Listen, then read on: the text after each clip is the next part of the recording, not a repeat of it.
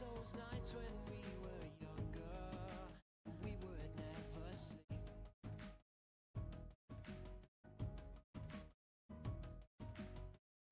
So let's forget about tomorrow and live for tonight while we're free.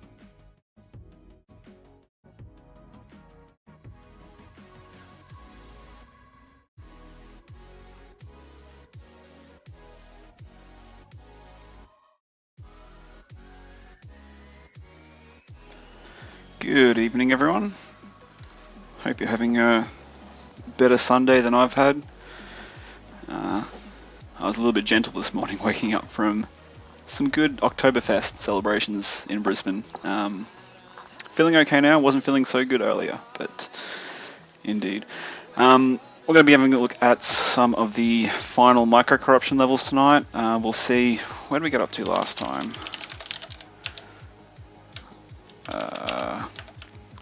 Alright, we're up to Lagos. We're down to the pointy end of the challenges here, so I'm not too sure how we'll go. Hopefully we'll get at least one done tonight. Maybe a start on another one, but we'll just see how we go, hey?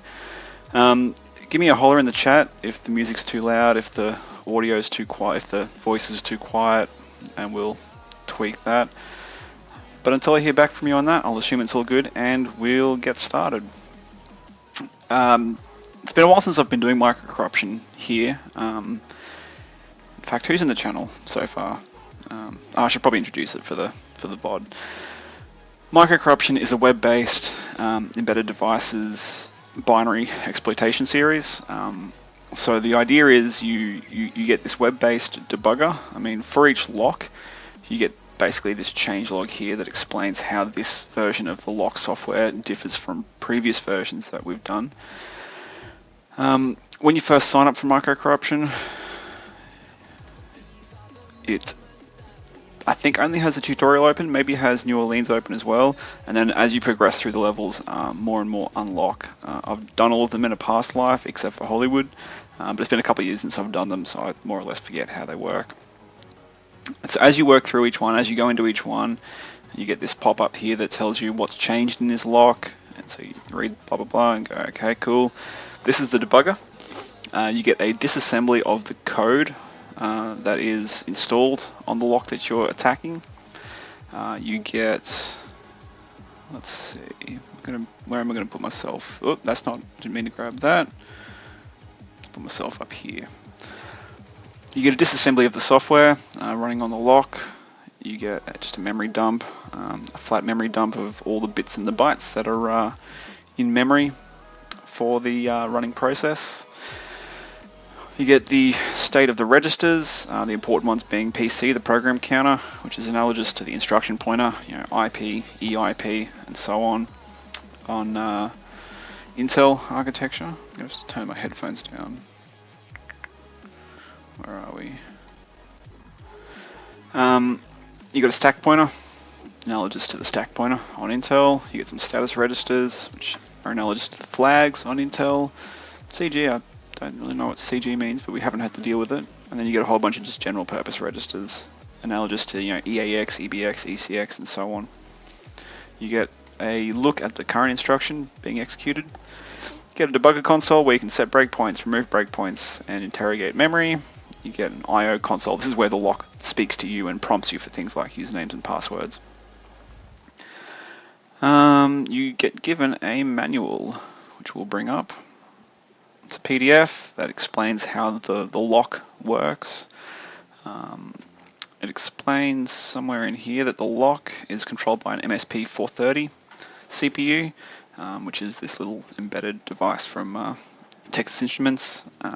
So it's a 16-bit CPU. Bluetooth, ignore the Bluetooth stuff, that's just part of the narrative, it's not part of the hacking.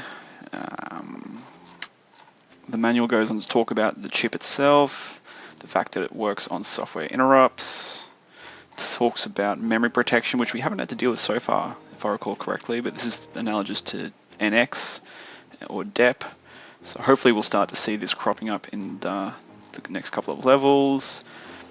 Talks about the lock, which is it's a deadbolt, and when you trigger software interrupt OX7F, it will unlock. So the goal is to trigger software interrupt OX7F. The manual discusses some hardware security modules, version 1 and version 2. The hardware security module is basically a black box that gets plugged into the lock for some of the levels. The HSM holds onto the password. The HSM is queried, and the CPU says, hey, I think this is the password, is that right? And then the HSM1 will set a flag in memory to say yes or no, so that the CPU can then make a decision based on that flag and unlock the door or tell you to bugger off. The HSM2 differs in that it gets queried by the CPU, hey, is this the correct password? And the HSM2 will unlock the deadbolt itself if the password's correct. So the use of the hardware security module is to stop us from, in earlier levels, simply pulling the password out of memory. It means that the password's not hard-coded into the software itself. The manual goes on to talk about some sample code, the standard C library that is implemented and available to the developers. So the developers would have written code like this, which when it gets compiled turns into this, and we get to look at this and try to find the bugs that the developers made in the code. They're generally memory corruption bugs we've been seeing so far. The manual discusses some of the different interrupts you can call from software to trigger things in the real world from the CPU. The manual talks a bit about assembly, gives an assembly reference, and that's what you get. So with all that in mind, we'll keep this manual open. It should be handy as we continue. But let's go back and read the changelog for this lock here. I'm assuming the audio and the music is all good. Lagos. So yeah, we've in the past done these levels so far. You might be able to catch some of them on either my YouTube channel or Twitch, but I think they've probably been purged from the archives, so they're gone to the ether. Let's have a look at Lagos. Passwords may now only contain alphanum characters. It's connected to the HSM2. So the HSM2 holds the password, gets the passwords, the candidate password sent to it from the CPU, then the HSM2 will unlock the deadbolt itself if the password is correct. So what have we got? This all looks pretty standard. The HSM2 stores the login password. That's pretty standard. Bluetooth, rubbish. Due to user confusion over which characters passwords may contain, only alphanum passwords are accepted in this version of the lock. So this is hinting at the fact that we've probably got some bad characters to deal with. I would say that if we input certain characters that we're not allowed to use, we won't be able to trigger any sort of memory corruption bugs that may exist. So we have to make sure our attack payload contains only alphanum characters. But we'll see that in the code hopefully. Let's give it a go. So trawling through the disassembly, let's see what we're up against. We'll have a look at main. Main calls login. Let's have a look at login. Login prints some stuff out into the password. Remember, passwords are between 8 and 16 characters. Alphanum only. Calls a getsn, and the getsn is parameterized with, I'm guessing, 2400 in R15 is the address to which we perform the getsn, and we're allowed to supply up to OX 200 characters, which sounds like a lot of characters. Then we set up some registers, and then we jump to 45AE, which is here. We move a byte from R15 to R11. What's in R15 at this stage? Okay, so move B 2400 to R15. So I'm going to move the first byte that we put in. Set a breakpoint here. Let's have a look at how that works. So we'll run ABCD. So we're going to do a move B 24. So 2400, we've got the string that we entered as the password, which was read in by the getsn. It's going to do a move B from 2400 to R. So is it going to do what? Like put OX41 in register 15. We'll go next. Yep. Okay. So this move B puts the first character of our input into register 15. All right. So then we clear R14. We put OX9 and OX19 into register 12 and 13 respectively. Then we jump to 45AE, which is here. We move the byte in R15 to R11. We then add FFD0 to it, so we're subtracting a little bit from it. We compare R11 and R12. R12 has OX9. We jump carry. 45A0.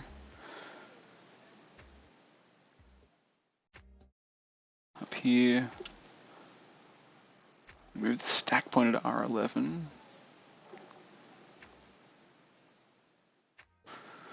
Odd. I'm not too sure exactly what we're doing here. We'll move on and we'll come back to here if we need to. So we call a mem set. We're probably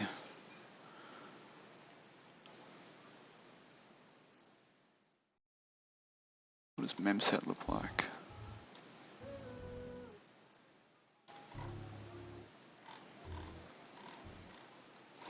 We don't get it.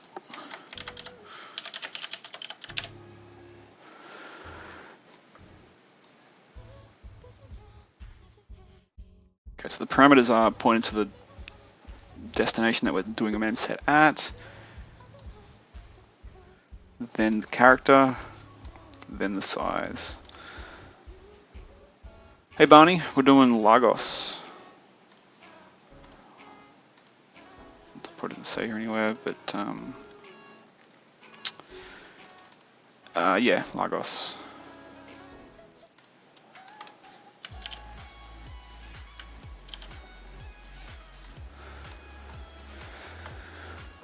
So what's this mem set doing?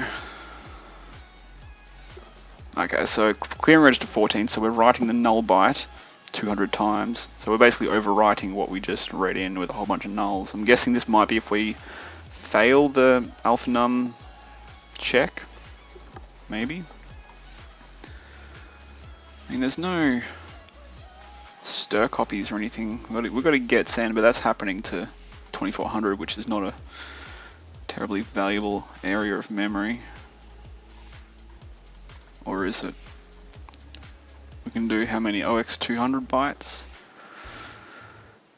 Yeah, which would do from 2400 to 2600. Yeah, it's nothing useful there. Stack pointer's all the way down. Stack's all the way down here. There's no code or anything in here to overwrite. So, okay. I'm going to get send. Whole bunch of... This here is probably checking to make sure we haven't put in non-alpha num characters. And this mem set here is probably blasting away the input if we did give evil characters, maybe. We're calling conditional unlock door. Blah, blah, blah. What's in conditional unlock door? Basically just calling the hardware security module.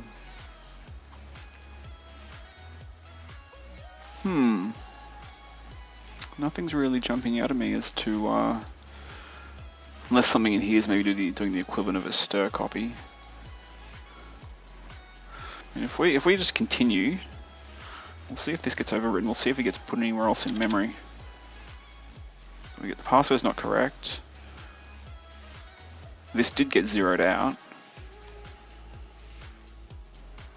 but it did also get copied to the stack. Where did that happen? We've got a get send.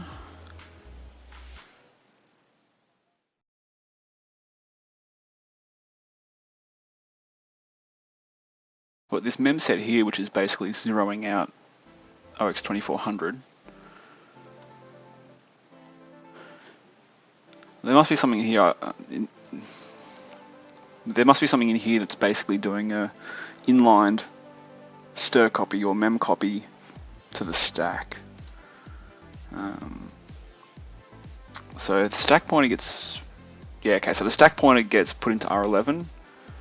R14 gets added to it, which is probably a counter. Yep, inc R14. So this is probably an index into the string, and then there's a move the byte from R15, which we have seen in the past gets filled up with our password byte by byte. Then this move B here from R15 to the offset 0 from R11, which is the stack pointer plus index. This here looks like an inlined mem copy or stir copy, probably an inline stir copy of sorts. So if we reset, we know we're not allowed to give non-alpha num. So for example, we send a dot. Let's do a bunch of dots. Get rid of this breakpoint.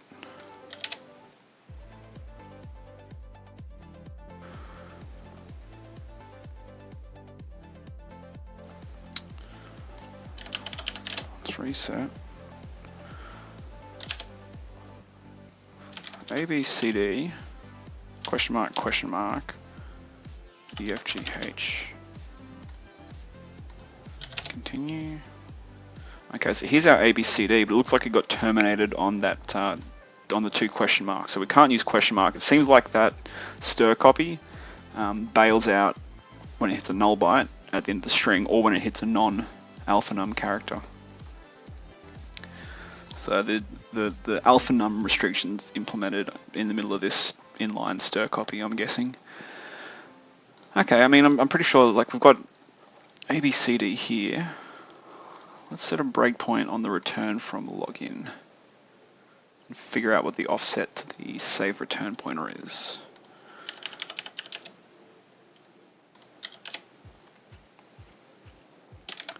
ABCD.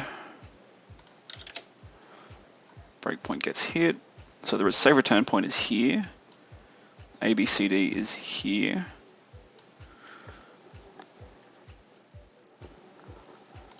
So what's the difference between those 2 addresses?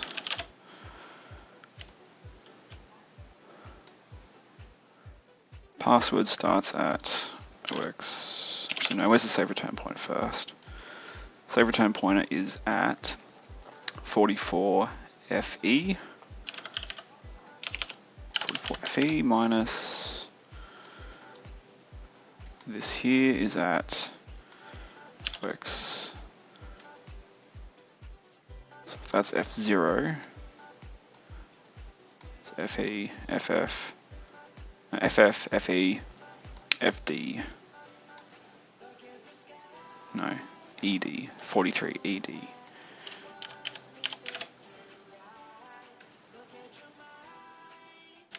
$43 ED, there we go.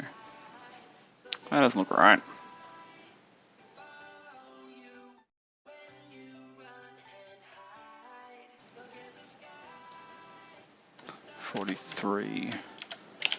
That looks about right. Yeah, we were only allowed to give it, we're told that the password is 16 characters, so it makes sense that the 17th one will start to overflow the save return pointer, or the 18th one. So print A times 16 plus BBCCDDE. Reset that. Continue to the ret. Ah. Doesn't look right. Something weird's going on. These red boxes here. But okay, this if we step into the ret,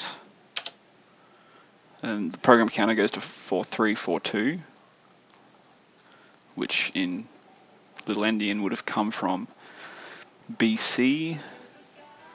Hey, how's it going? We're doing Microcorruption. It's an online binary reverse engineering exploitation security challenge. So you've basically got to hack into these locks and use memory corruption exploits to bypass the locks. So it's a little online hacking puzzle, basically. Why not Kali? I don't use Kali. I just run Debian on my local host, and that really has everything I find that I need. And well, as in you can install everything you need. You know, I install Metasploit, I install Pwn tools, I install all the bits and pieces. I don't have a need for 99% of what's in Kali, so I just pick the bits that I do like and drop them onto my local host.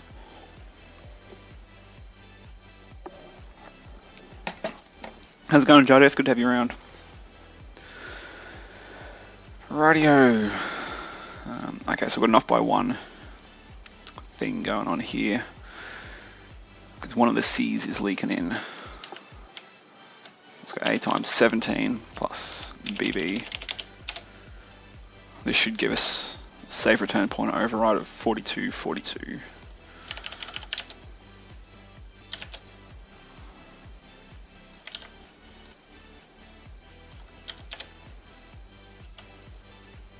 Oh, wasn't happy about that.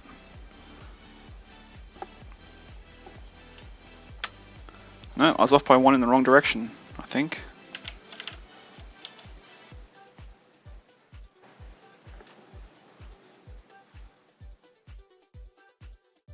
Was I?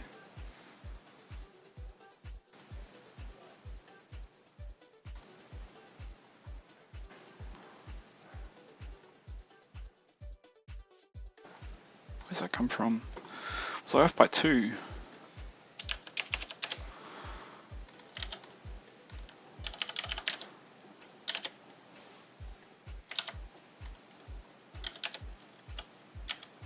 Okay, so now we've got 4141 in the program counter.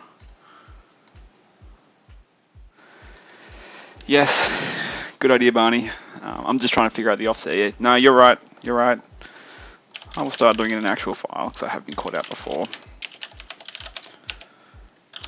So this is what we've got so far. I'll just pinch that.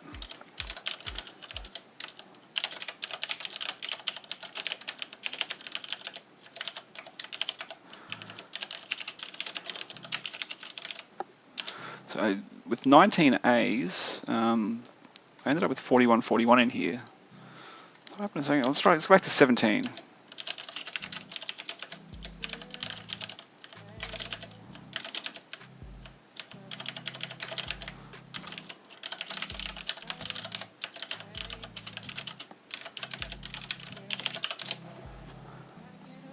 Let's try this again.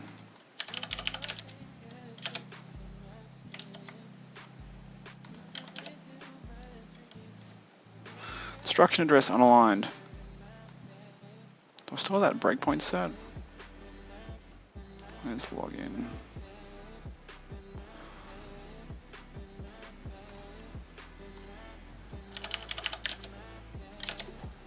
Ah, that's right, I don't think you can have... I think this has to be odd. Let's make it CC. I think that'll fix our grief.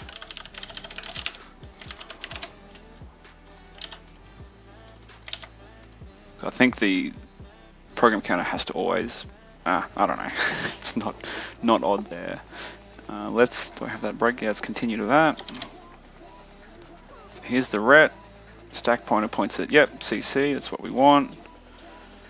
Then we step in. Okay, we do have control over the program counter. What are we going to do with it?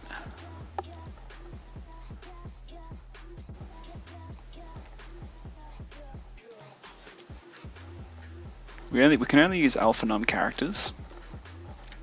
We want to trigger an interrupt. What is it?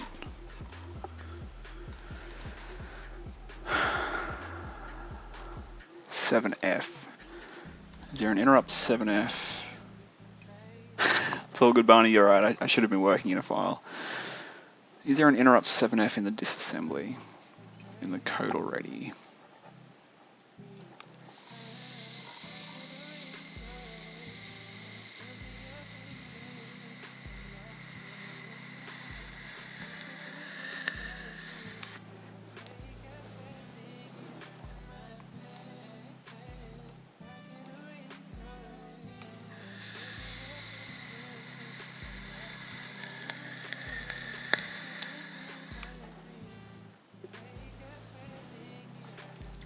No, there's not.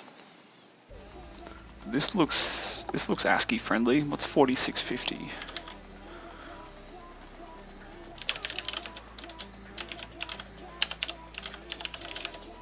Yeah, okay, so that not get sound. I don't want to get sound. I want the interrupt function. Why did I pinch the get sound? 45FC is not ASCII friendly.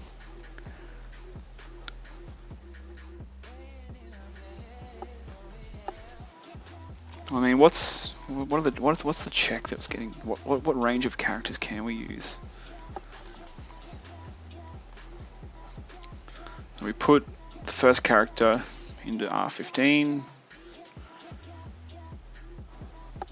populate register 12 and 13 with OX9, OX19, then we jump to 5AE.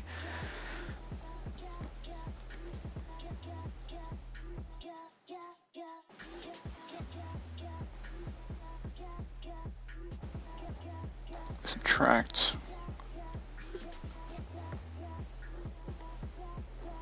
OX20 from the value of the character.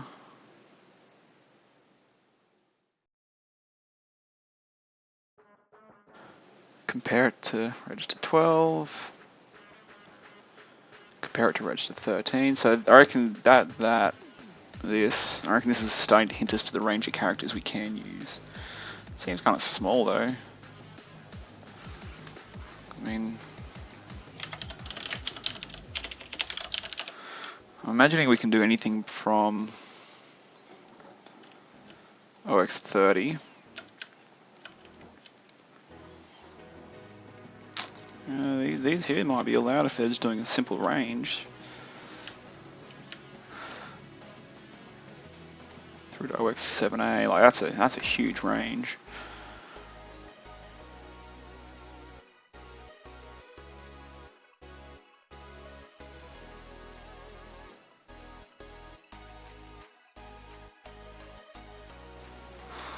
Just poke around and see what characters we can use and can't use.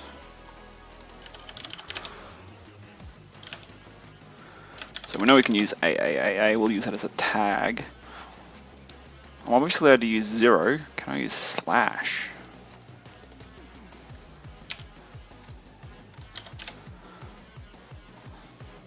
Don't need that anymore. Okay, so here's our tag, and the slash did not make it through.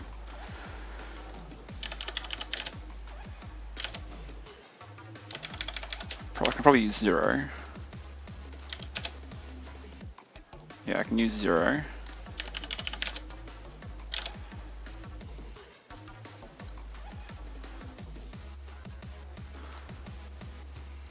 But I saw that I couldn't use question mark. I've already seen that. So there's a separate check being done for this here. Yeah, OX30, OX39, that matches up with a subtraction of,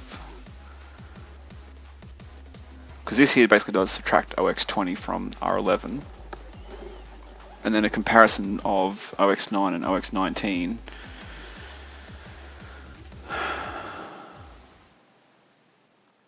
Matches up with this sort of range here, OX30 and OX39. So that's fine. Is there another check for the alpha range? Because this is the numeric range. Is there another check for the alpha range maybe?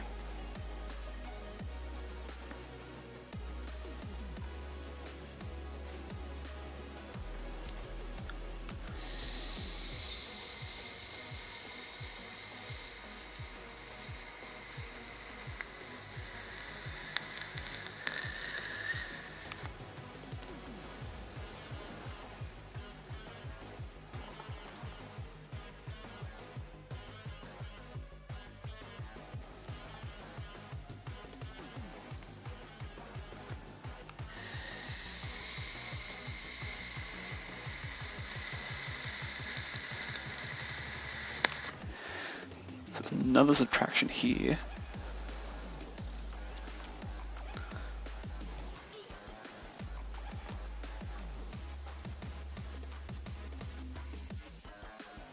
You add D0, it's the same as subtracting OX30.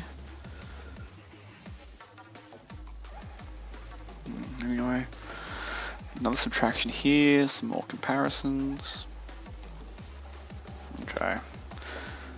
I'm guessing we can't use colon.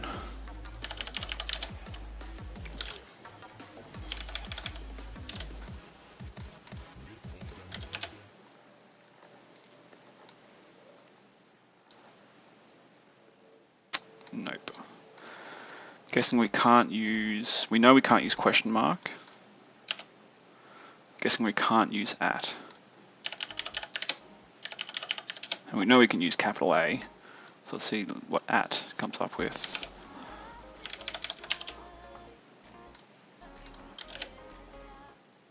Yep, at is banned.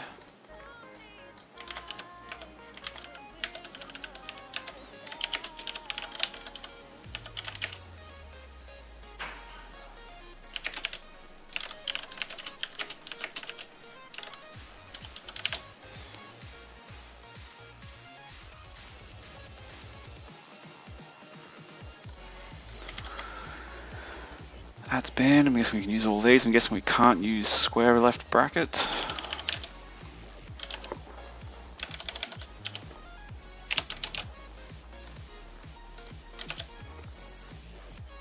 No, can't use square bracket. Good shards are capital A to capital Z. Sure, we can use capital Z.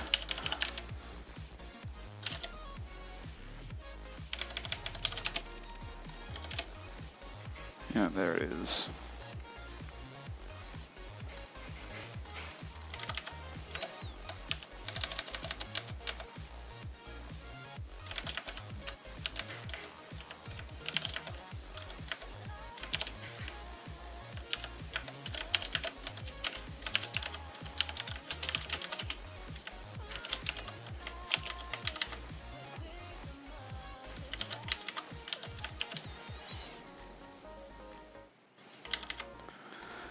Okay, so I'm guessing we cannot use backtick.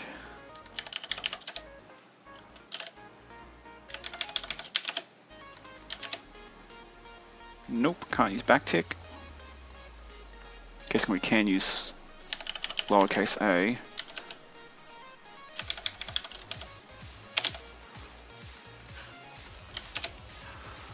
Yep, we can use lowercase a.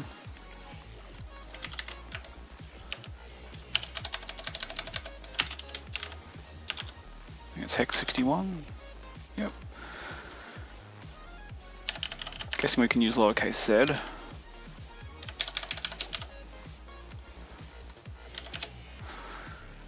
Yep.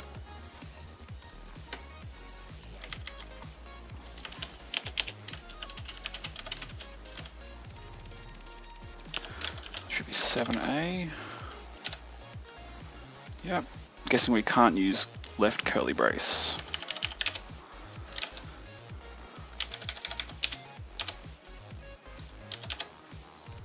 No, can't use left curly brace. So this here, I'm pretty confident that I've seen some stuff that looks like it's checking, doing some subtractions and then checking if it's between the range of OX9 and OX19.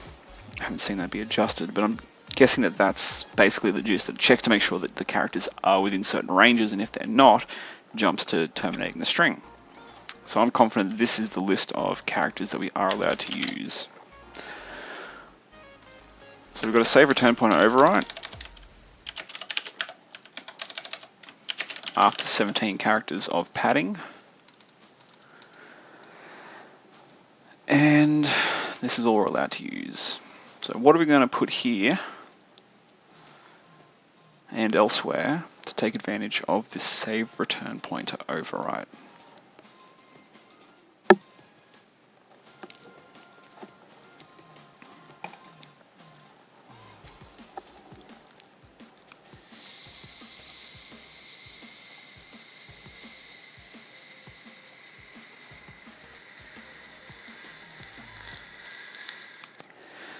We can't just put the address of the interrupt function because hex FC is banned.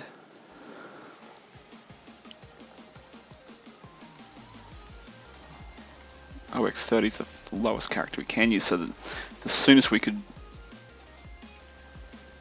return to in standard C library would be around about here, halfway through get char. Get sen is boring, puts is boring.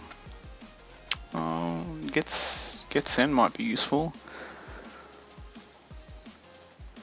I could probably stage some more stuff straight to the stack with another call to get sen.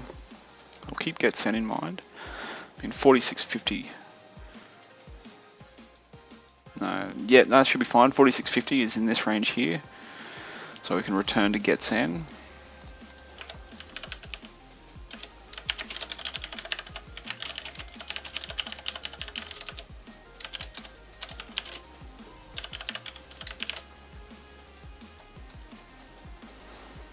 Puts, we could 4660.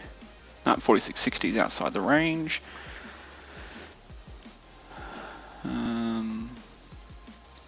Memsets is outside the range. Memset's not going to be of use to us anyway. 4660.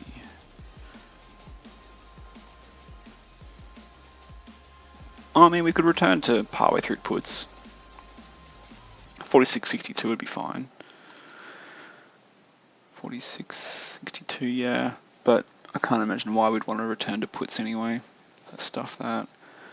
Memset 8C is looking well and truly outside. Yep, it's above our budget. So we can't return to Memset. And this looks useless, so I could return to Getsen. Otherwise, where else could we return to?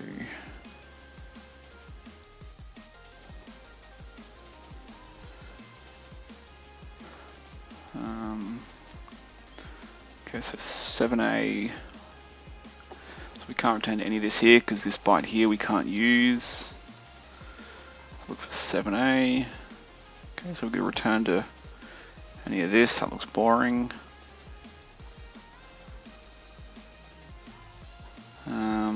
This call here, 44.60. So we could return to this call int. That's looking pretty good. 44.60.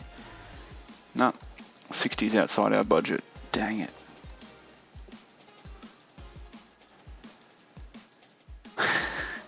Just outside. It's well played on their behalf.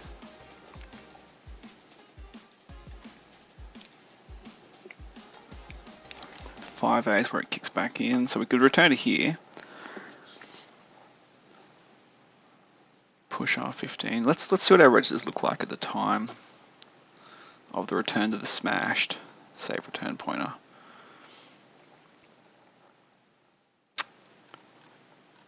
I mean, does R15 get restored? No.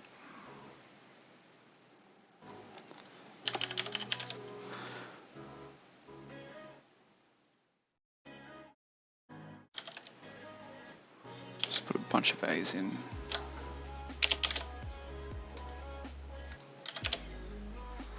Okay, so we're about to return to a smashed save return pointer. Do we control any registers? We can control R11 completely. R15 is null. And if we were to cause a return to this here, what would it do? Yeah, no, it would push R15, then it would push the interrupt number that we don't want, then it would call interrupt. That's useless. It would just requery the HSM.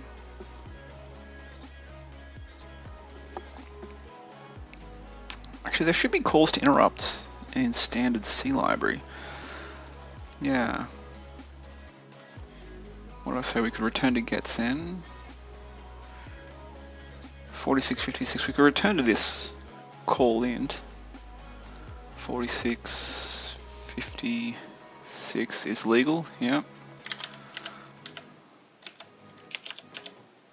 Yep. Okay. Let's copy that.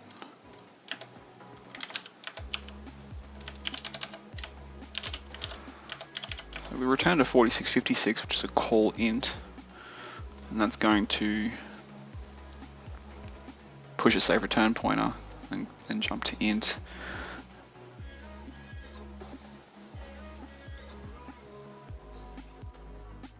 What's the interrupt number for the deadbolt? 7F. We cannot use hex 7F.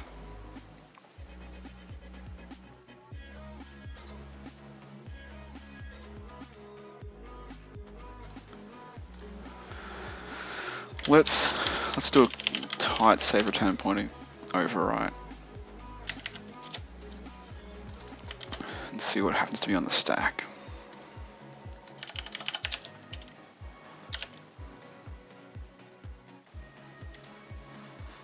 Don't need that breakpoint.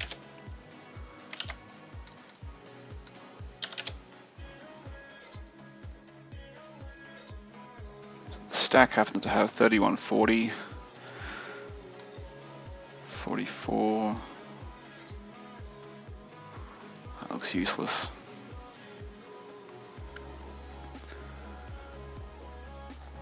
What if we re-implement int? What does int do?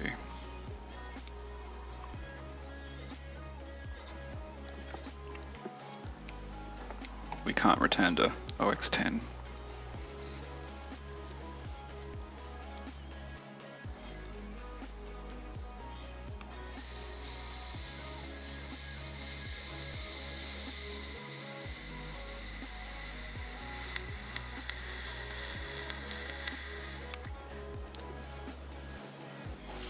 mean, we can do up to OX200 characters here on the stack, so we'd be able to smash all this here.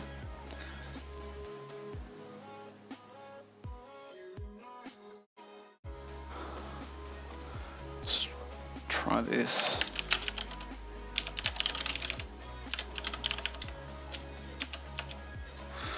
Let's just throw this at it and see if it complains.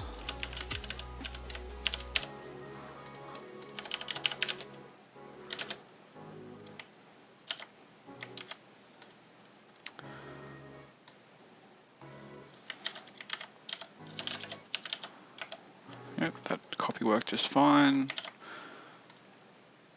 Just gonna get rid of this here. So let's continue to the ret.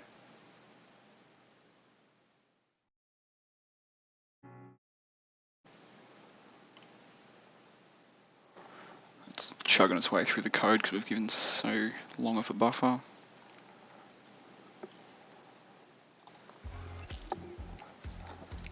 And it's unhappy. What have we done?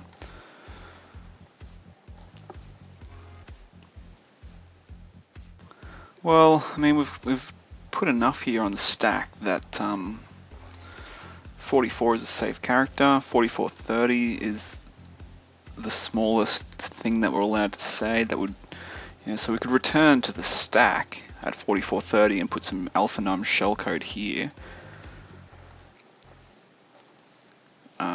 We'd just have to write some alphanum shellcode that does what we want, which is issue interrupt 7F without using bad characters.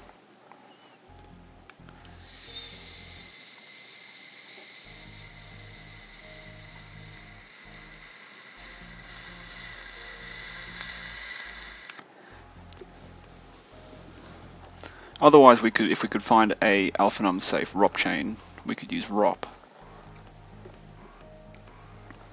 But I don't think there's going to be enough gadgets in here really to do too much.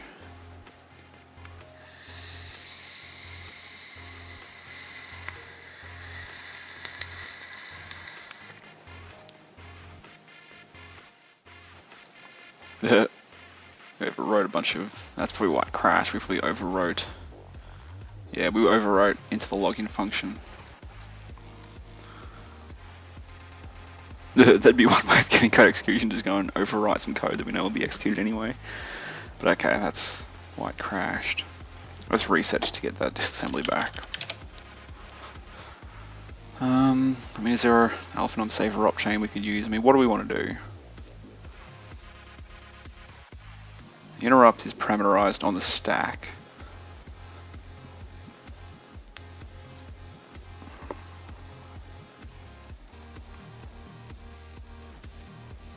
Yeah, I'm not too hopeful we can find a ROP chain for that. I'd rather probably try and write the shell code.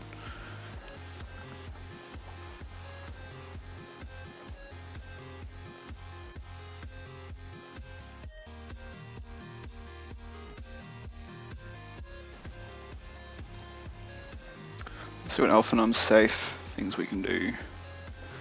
Set the assembler. Pop R15. 3F41, we can't do. No, we can't do 3F.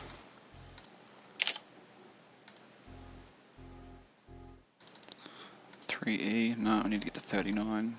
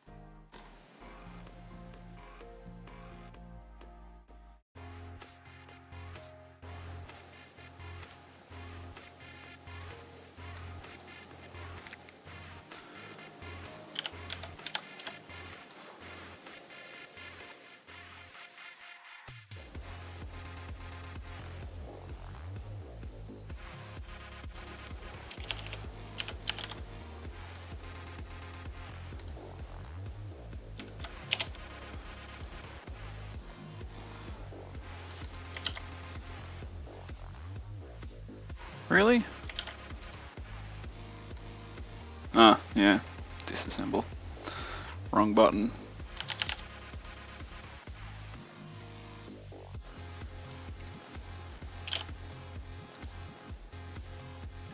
Okay, yeah, we're starting to see the sorts of things we can do. These look rubbish. So we've got, what was, so 3A41. Let's pop R10. We can use 41, but we can't do 3A. We can do 39.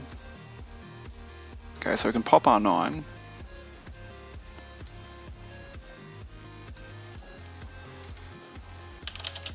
Let's move R9 to R15.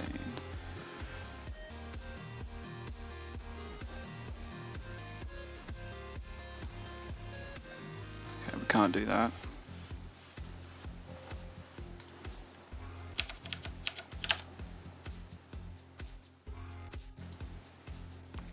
Can't do that.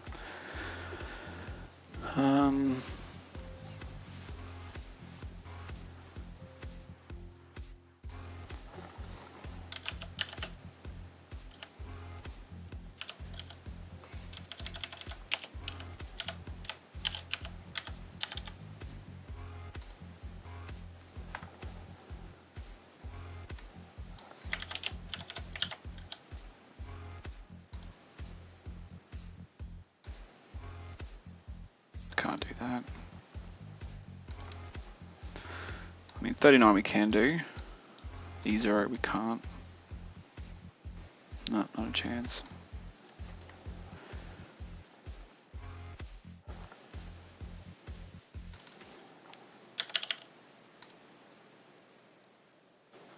$39.50 we can do that. Yeah, we can do $39.50, so we can add stuff to register 9. Okay, so what we can do is we can pop R9.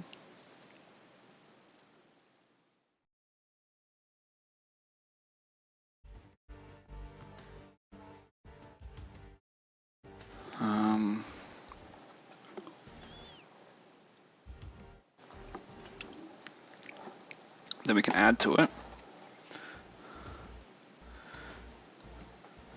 We push R9. No.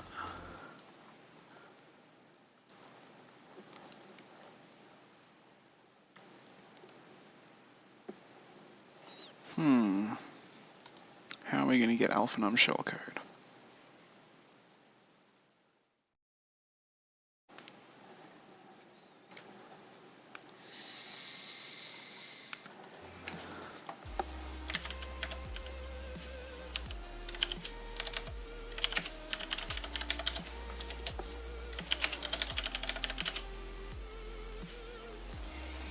Candidate.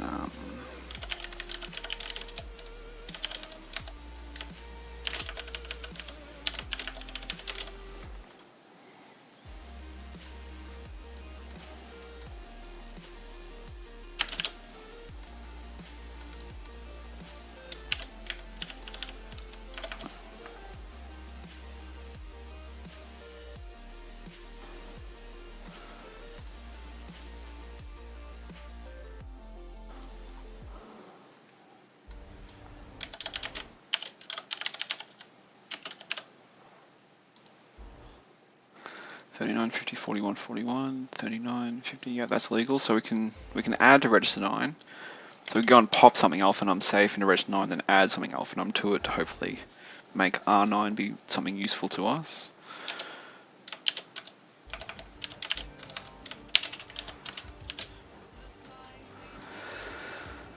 So we can pop R9, we can add something to R9. We can't push R9 though.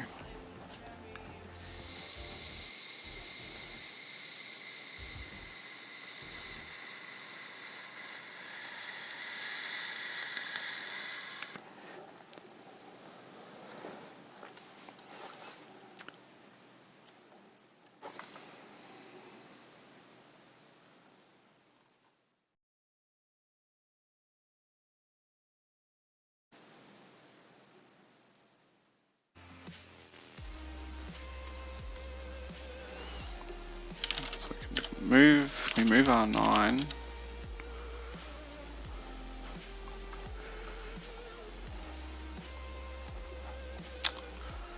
Can we move R9 to, like, how would we just write it straight to memory?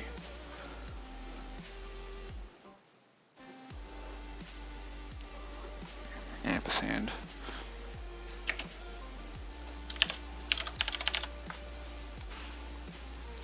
Oh, we can't do 82.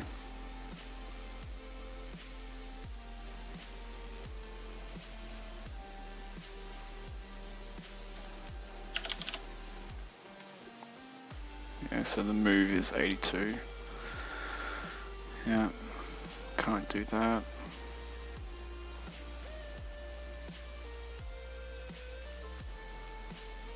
Can't do a move byte because that's CF.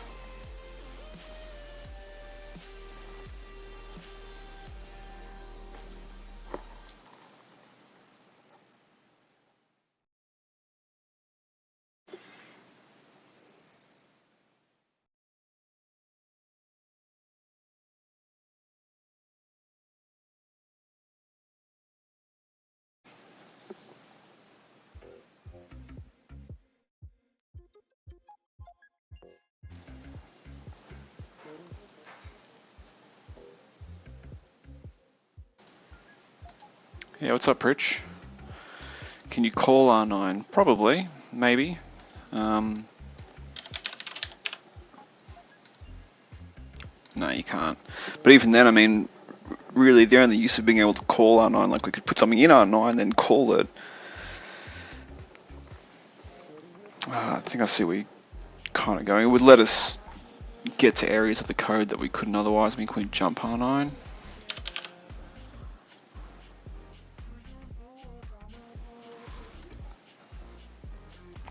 Maybe you can't jump like that. I mean, all that would be doing is really transferring control to somewhere else, which could be useful in some cases, I guess, but right now I can't really think of where in the code we'd head to.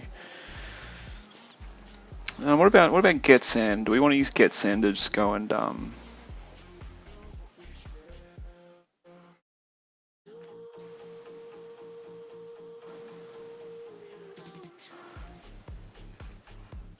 getSend is really just going to push R14 and R15, which are the address we want to getSend to, number of bytes. And it's going to call interrupt2 and return. I mean, the good thing about it, if we could do a getSend to straight after the safe return pointer overwrite, if only getSend was parameterized and the stack would be laughing. Then we could write arbitrary shellcode to the stack. And 4650 is legal, but we don't have control over R14 and R15, I don't think. I mean, where do they come from?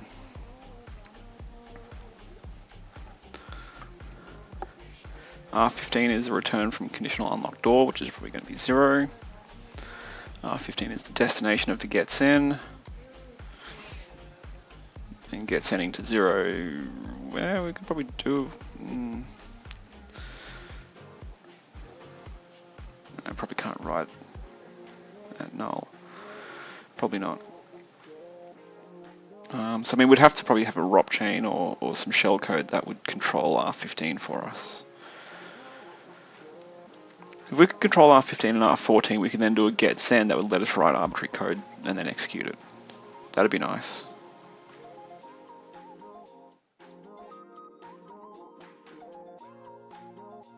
How would we control 15 and 14? Is there a ROP chain? Are there gadgets that'll do it for us?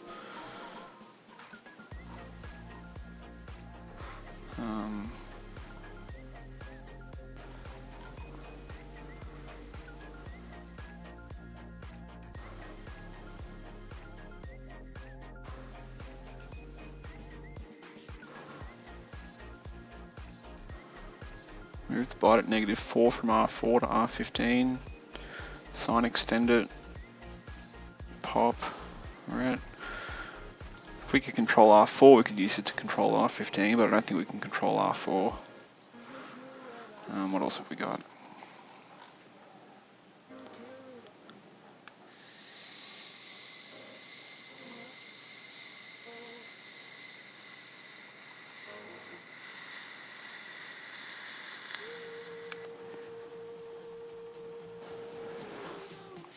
4622 is illegal, but it would have given us control over register 15.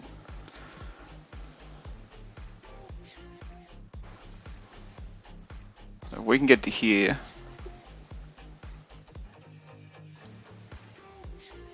Yeah, it's illegal. If we could get to there, that would give us R15 control.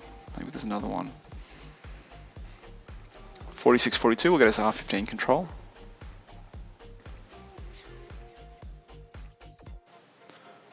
No, it's not. We don't control R4. But we can use this here. 464C is legal. Yeah, so we can use this gadget here, pop R4 red, to control R4. And we could use this here, 4642, to control R15. Which is going to be the destination of the gets. And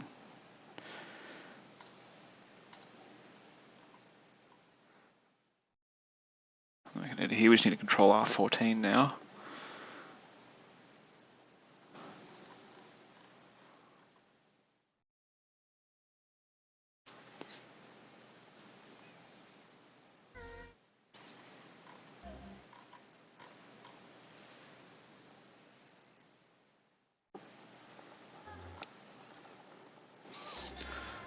Let's just do a clean override again.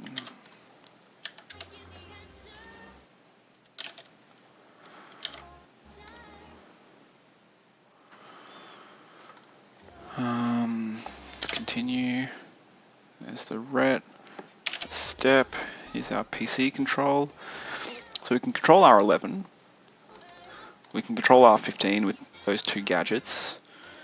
R14 is 0, which is the length to be get sounding, which is going to be useless to us.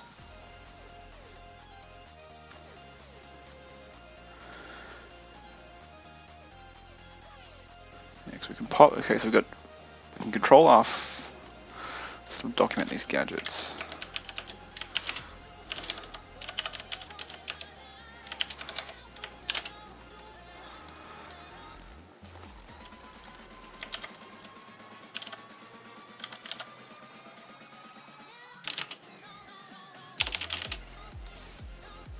R4 ret.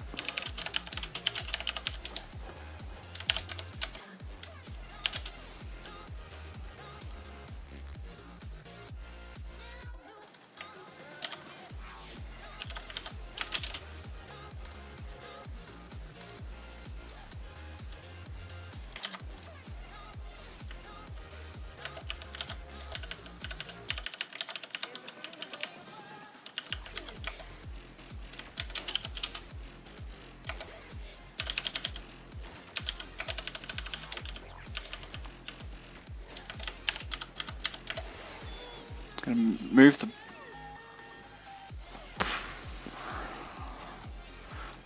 byte at -4 from R4 to R. Okay, so this will give us control over the lowest byte of R15.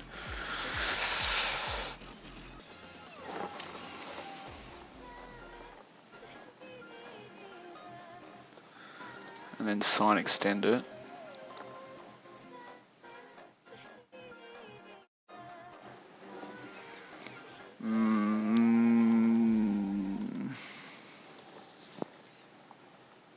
Okay, that might be painful.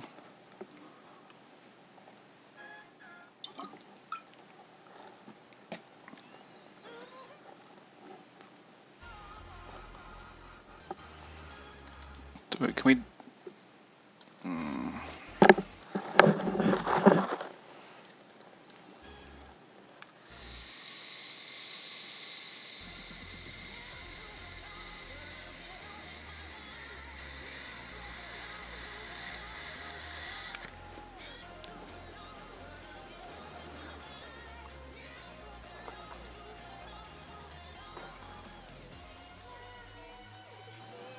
4656 is legal.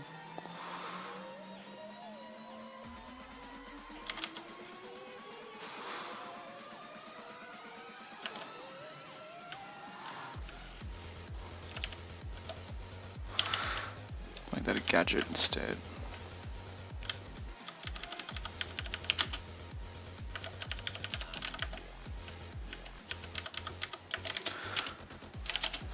pull these two.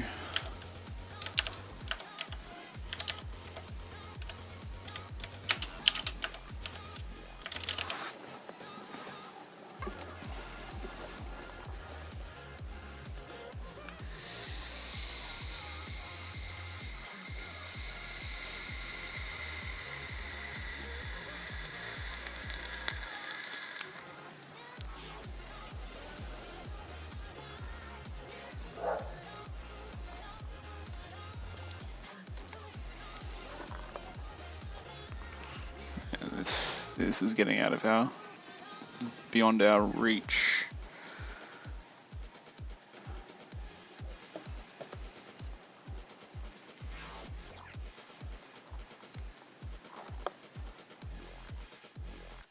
This here is beyond our reach. Yep.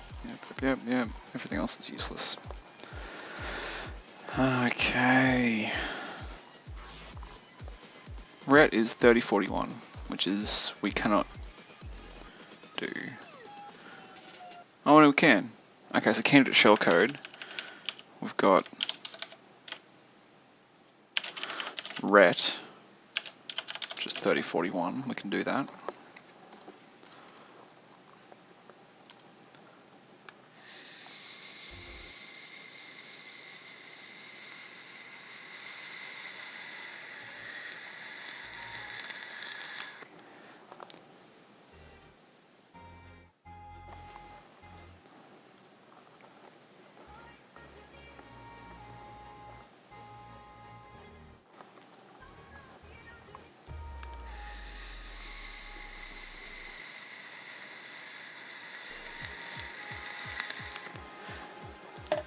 So with that ret, so we can shellcode that. It means that we could put shellcode somewhere on the stack and basically create our own alpha num safe gadgets full of shellcode, and then ret to continue the chain if we want to pick up where a ROP chain could be useful. Okay.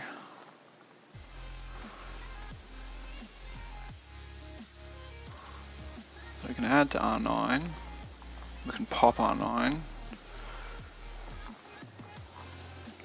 Probably can't move R9 to R14. Nope. Do we get an exchange?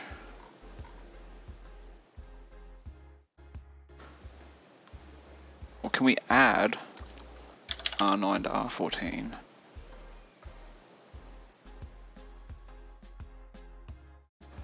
No.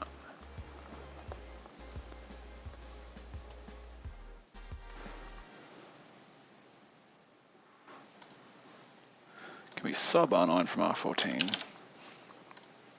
Nope. Can we XOR them? Nope.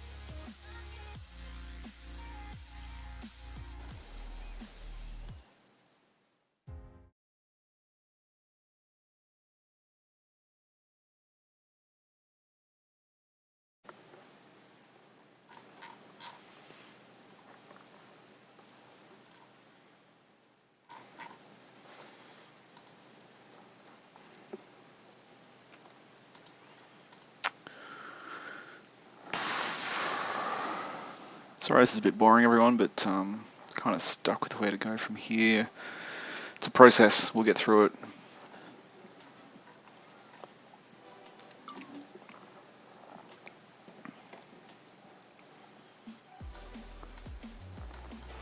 Can't push R9, can we?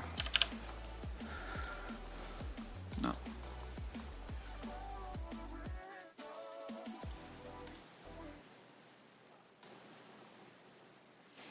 We're making this harder than it needs to be.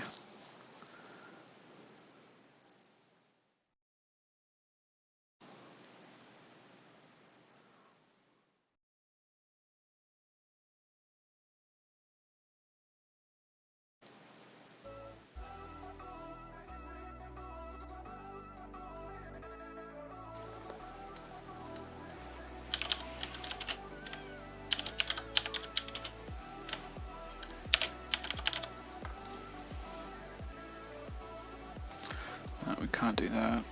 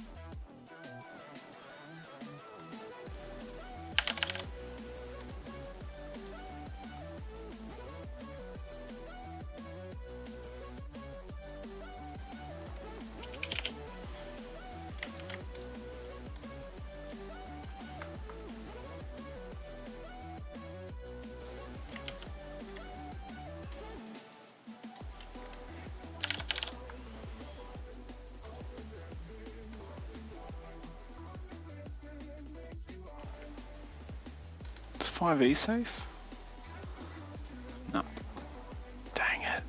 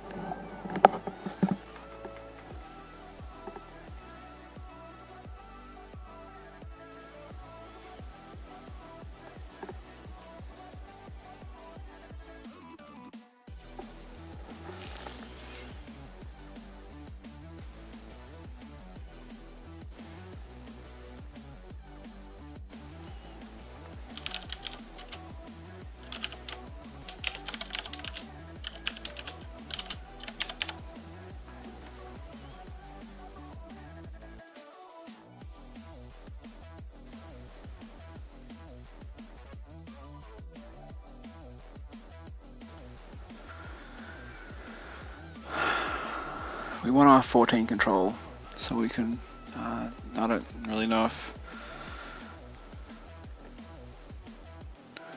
Let's just have a go, let's have a go at this gadget here. Let's see if we can,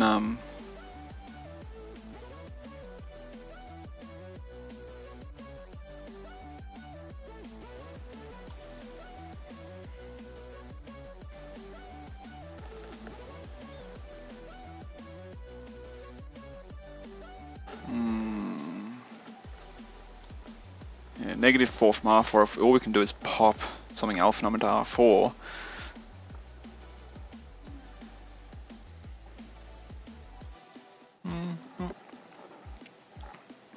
That'll be fine.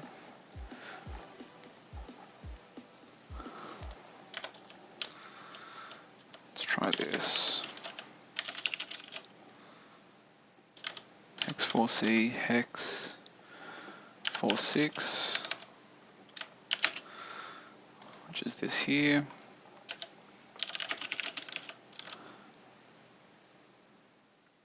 Let's just go and pop AA.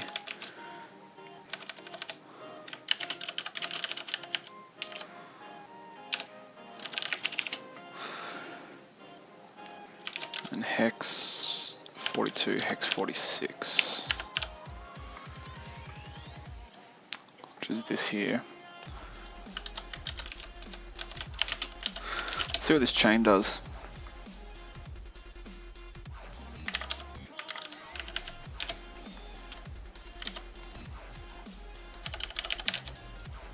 See what it gives us control of. Continue to the breakpoint, yep. So now we're going to do a ret.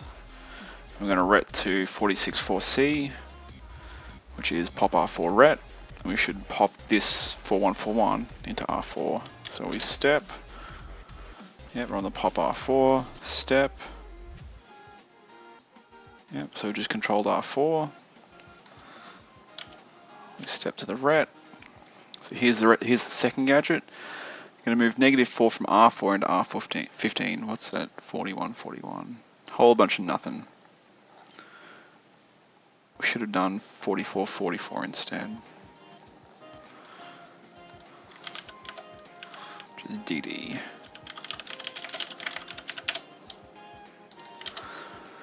Let's reset that.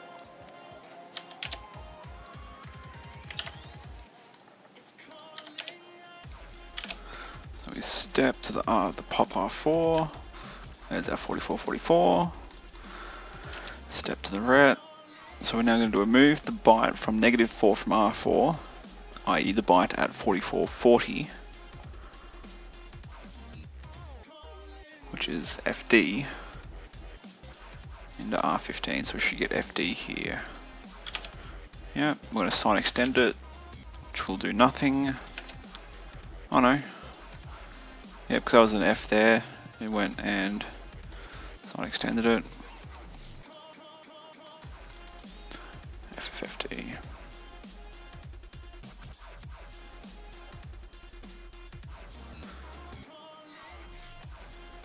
Wonder if FFF, like the high memory, is writable.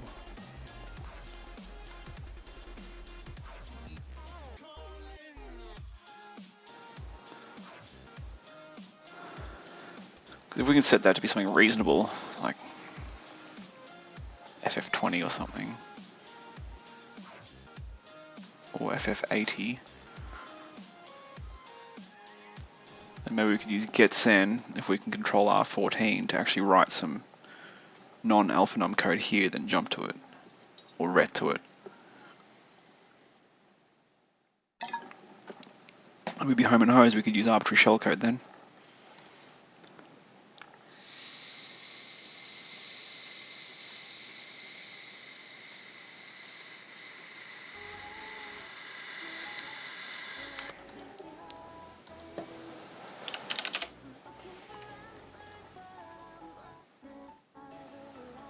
What happens if we let PC equal FF80?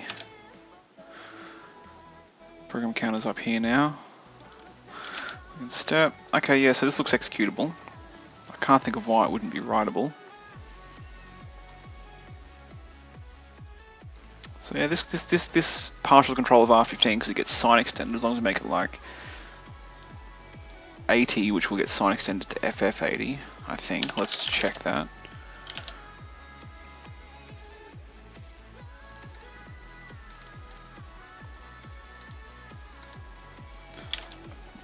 So we step.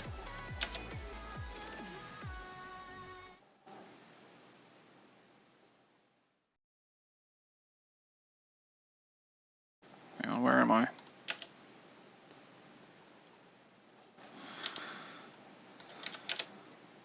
Okay, so here, yep, okay, here we go. So we step to that, we pop R4, we step. Then we step. Then we're going to move the byte -4 from R4 to R15. So we step, so OOFD. If we were to let R15 equal 0080, so let's just pretend we can put 80 in there, we'll cross this bridge if we need to. If we then sign extend 80, step, then we get FF80, which points to here, which would be a nice place to write some shellcode if we can control R14 and if we can put OX80 into R15.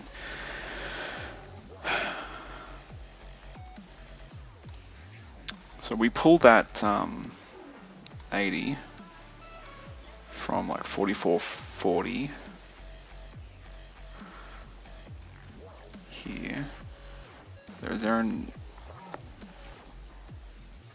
80? I want to go down here a bit to give us some room up here. Is there an 80 in here somewhere?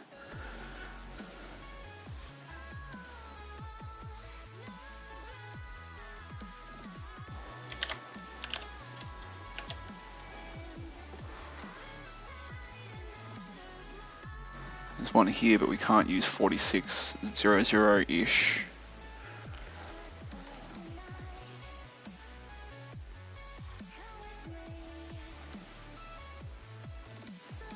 Yeah, there's like no 80s in memory.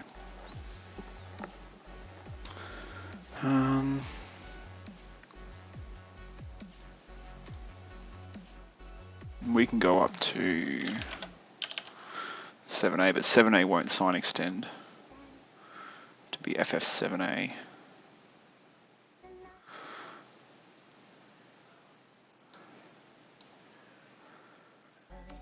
I mean, shellcode for interrupt 7F is going to be about how long?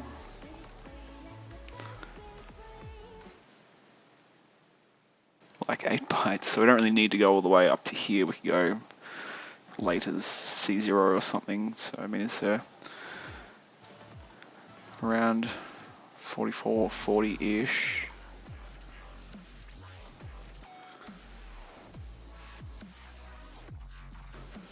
We just need something above 80. 8F. Like an even number, if I could.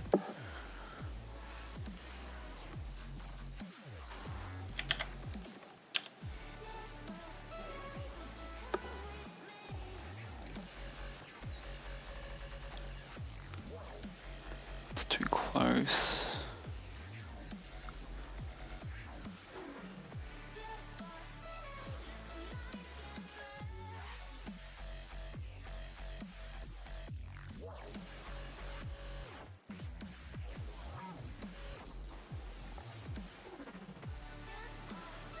We've got like an 84 here. We can't use 43E0.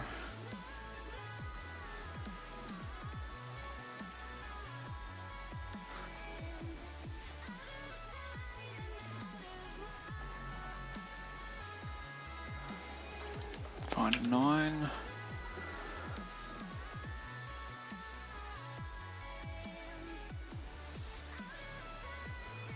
$45.60, 45 to 70-ish is safe. Probably use this 90 here and sign extend it to here. That'd be nice. So get that 90 there into register 15, then sign extended. Would mean that we need to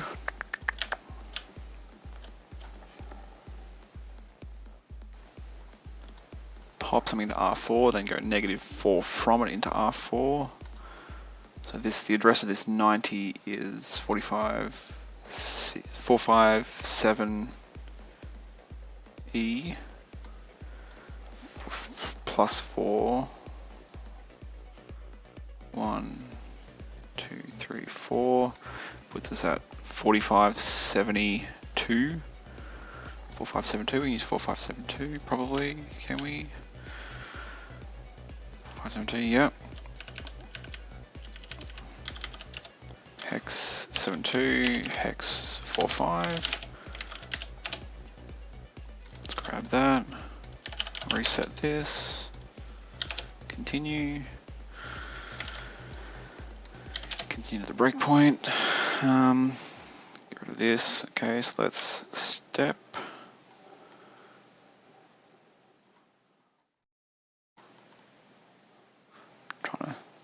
Let's move this for a second. So let's step. So we've got a pop R4. So now we've got 4572 in R4. Yeah. So we step. So we're going to move the byte -4 from R4 R15. So hopefully we'll get, I think it was 90 here. Step, yep, 90. We're going to sign extend it. FF90. So we can now populate R15 with a pointer. Move this back up here for now. To this here. Which would be an ideal place to write shellcode to if we can control R14 with just anything. Or, no, not anything. Something that's not going to cause us to overrun memory. Something relatively small. Okay, so I want something relatively small into R14. What does int R14 look like? 1E, can't do that.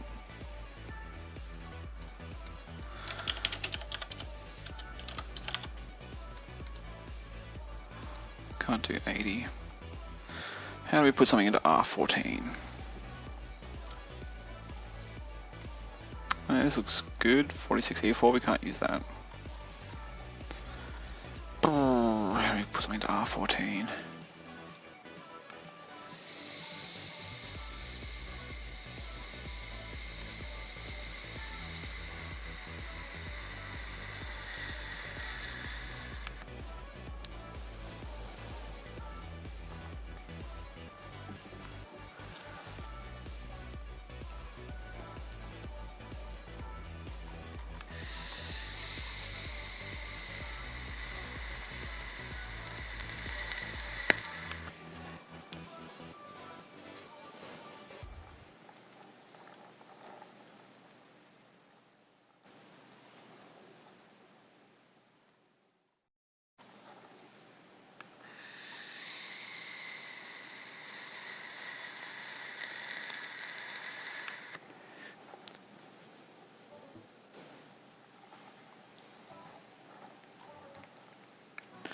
How do we control R14?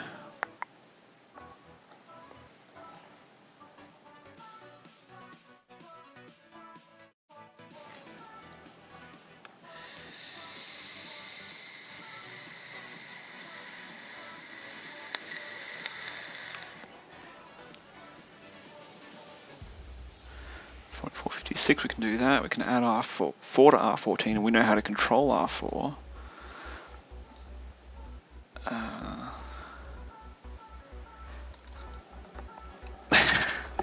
So what we're trying to do is Panico is come up with a remote exploit for this lock software. So what we can do is we have the ability to we can reset this lock. We can go continue. We can go and send some input to the lock, and it ends up writing that input to the stack. We can use this here to then get a save return pointer overwrite. We're now trying to exploit the lock using that string and try to trick the lock into unlocking. So it requires, we're actually at a pretty late level of this series. Like this series, Microcorruption is amazing. If you haven't done any sort of memory corruption, you should definitely start with your tutorial, then move on through these levels here. We're into the hard stuff now, so we're trying to write some alpha num safe payload that will achieve a door unlock for us. So it's a binary hacking memory corruption sort of puzzle that we're trying to solve together. And we're at the stage where we're trying to get control over certain registers to be able to chain a few little bits and pieces together to cause a door unlock. So it's a binary memory corruption hacking puzzle. Hopefully that makes some sense. But yeah, we are in a pretty late level of this challenge, so it might be a bit tough to follow along. These earlier levels are definitely much simpler. Hopefully that makes sense.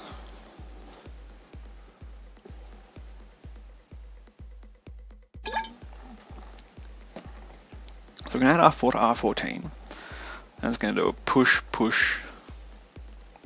It's going to call the hardware security module.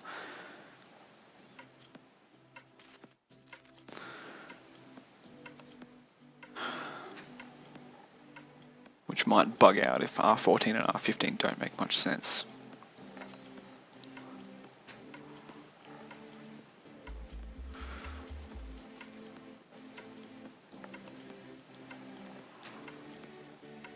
This isn't looking too attractive, but we'll keep it in mind.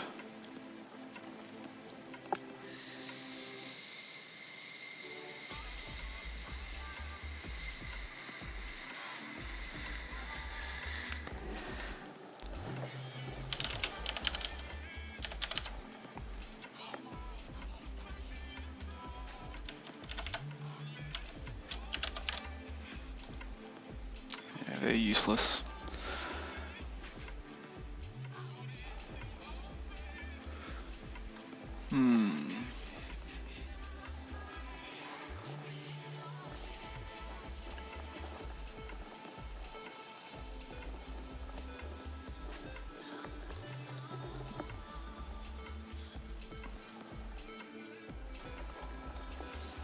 I like a move B number OX41 into R14.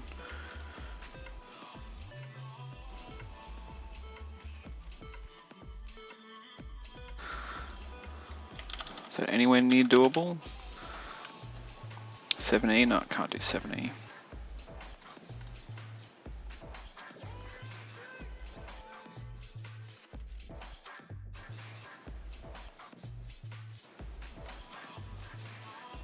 Let's go and grab that.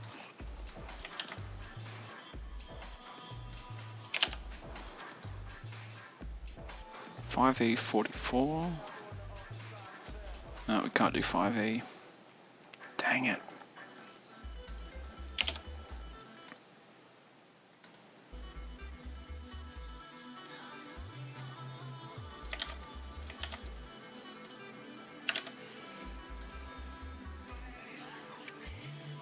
Okay, so we can control R10, which isn't going to help us.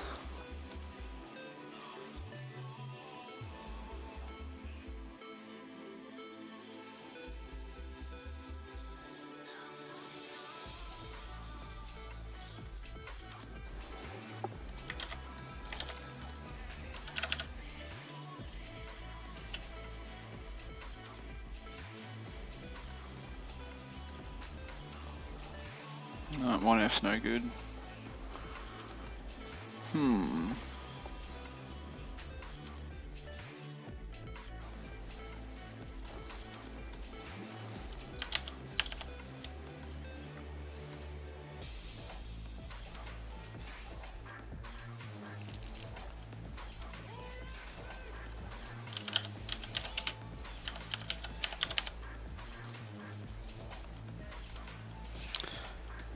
Oh, 4E44. We can do that. We can move a byte from R4 to R14. And we know how to control R4. We've got a ROP chain. We've got a ROP gadget for that.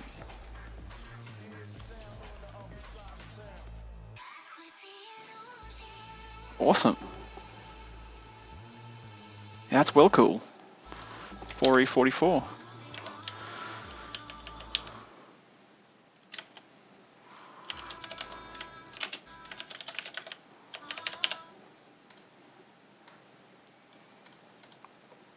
Okay.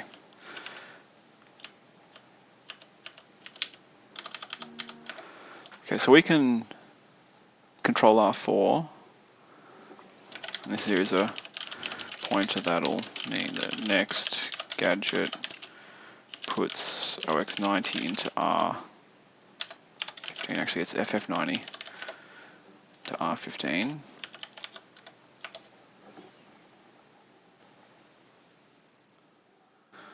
Let's do another pop R4 ret.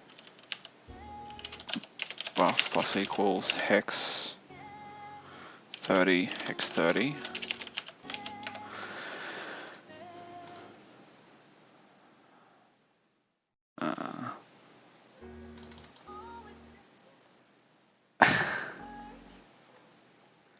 Oh, good to have you guys around. Hopefully, hopefully you get something out of this.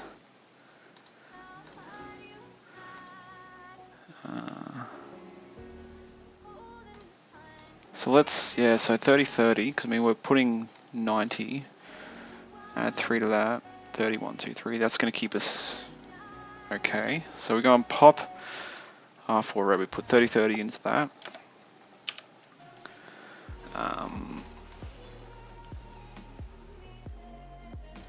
let's do buff plus equals a times ox 80 len buff plus equals, let's go and put the shell code for move byte. Yeah, let's grab this.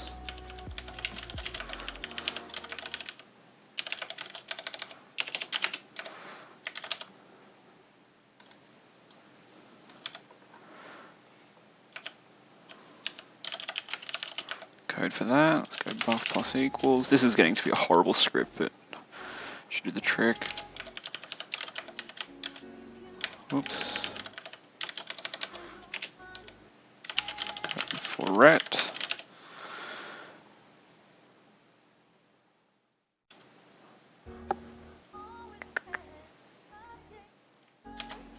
Let's just run this really quickly. Whoops, no, foreground.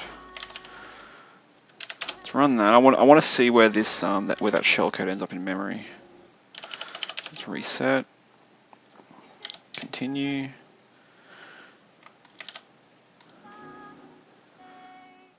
Continue. This ND0. What does our shellcode look like? 4E44. 4E44. 4E44. 3041. Yeah, so this 4E44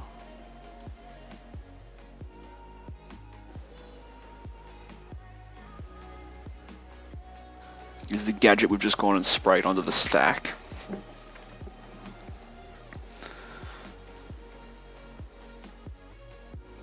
Which is at 44.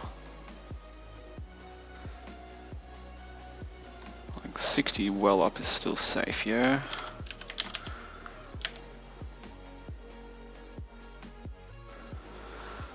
Yeah, that should be safe.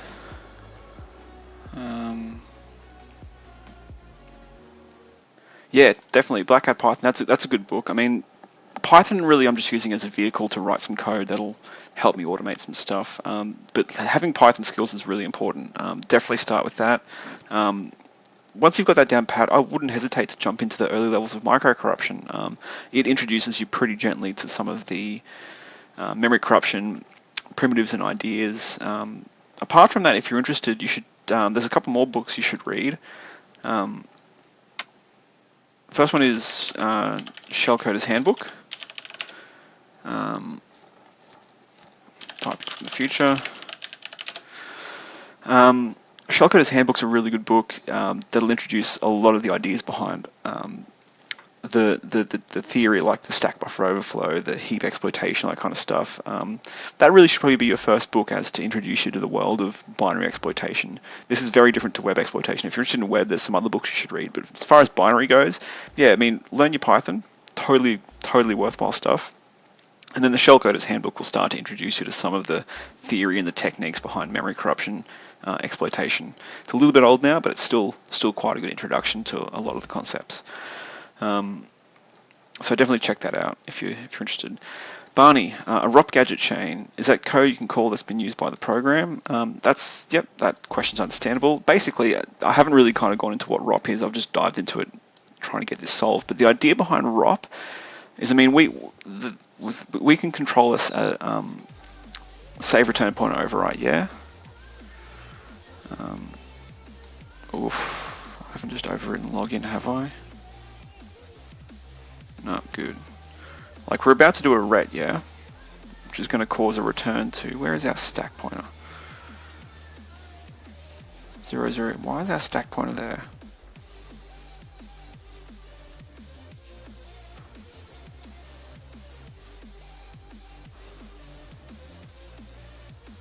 Why is our stack pointer going off to outer space?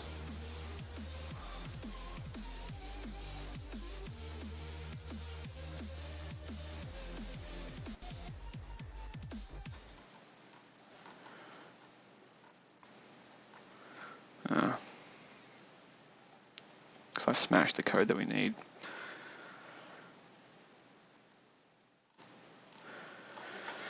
Let me just let me get rid of this for now, so I can explain ROP. Then I'll fix the mess I've made.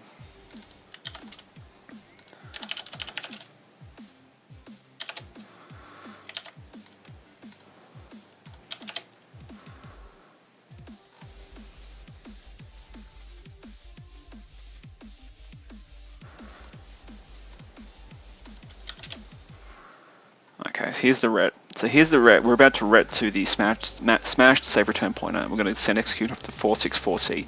So the idea behind ROP is to basically, because you know how normally when we have a save return pointer overwrite, we'll do something like return to a jumpy SP on Intel. Or as we've been doing a lot in this series, we'll return to the door unlock function. So we'll use the save return pointer overwrite to return to somewhere in code that already exists, like the unlock door function. In ROP, what we want to do is we want to put a series of pointers on the stack. For example, here's a pointer we're going to return to 4C, 46, or little endian, we've got 46, 4C. So if we look at 464C in the disassembly. Oh crap, what have I done here? 45... 45, 72.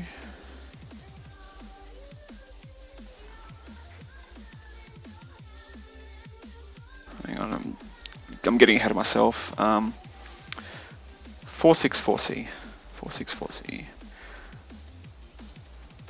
Is this here? Pop R4 ret. So by returning to 464C, the CPU will go off and do pop R4 ret. Okay, no, sweet. So what that'll do is the stack pointer points here. When the return happens, this gets returned to, and SP gets incremented because it goes down the stack. So the stack pointer will now point to here. So if we step into this ret, then execution will go off to 464C, this here, and the stack pointer will slide to here. So if we step, then yep, the stack pointer is slid to there, and we're now looking at pop R4. So here I actually put on the stack 4572, or pointed to 4572. This here, which is going to go into R4. When this pop happens, that there will go into R4. So if we step, there you go, 4572 is in R4. The stack pointer slides along automatically when you do a pop, and now we're looking at another ret. So it's kind of like doing a save return pointer override over and over again, because you know we get to provide the string that goes here. We just keep on putting pointers into memory, and the CPU will follow them. And what we do is we make sure those pointers point close to a ret. In this case, all we did was pop R4 ret. This next one is at 4642, which is here. In that case, all we're going to do is move a byte from -4 from R4 into R15, sign extend it, add to the stack pointer. Oop, that's actually important. I need to account for that. My bad. Pop R4 ret. So it's series. A ROP chain is a chain of things you want to return to, and you make them just like the tiny little chunks and the little niblets at the end of functions that already exist, and you kind of then try and stitch together a Frankenstein's monster of all these tiny little bits of valuable function endings or function offcuts. And you just kind of put return pointers on the stack one after another, and you just kind of end up sliding through it as all those returns happen, hence why it's called return-oriented programming. Normal programming is, you know, like programming language-oriented programming, because you're programming use a programming language. Return-oriented programming is programming, because you're right, I'm writing a program here, but I'm writing it out of in a return-oriented way by reusing little chunks before a return of original code, and I'm stitching them together in a creative way. So that's that's ROP, or return-oriented programming, and a ROP chain is basically just the things you put on the stack one after another that basically make use of your chain and stitch it together in the order you want it. Hopefully that makes sense, Barney. Hopefully that answers the question as to what the ROP chain is. Is it okay to start getting into this? Yeah, totally. There's no reason why this would be bad to be a part of. So no, hopefully you get something out of it. Apologies if it's maybe a little bit tricky to follow along, but if you've got a spare hour this evening, then I'm glad you're here. Everyone's glad you're here, and you should join us and you should see what you can get out of it. So by all means, stick around. Let's fix this ROP chain. OX80 is too much. I'm actually smashing important stuff. Let's make it OX40.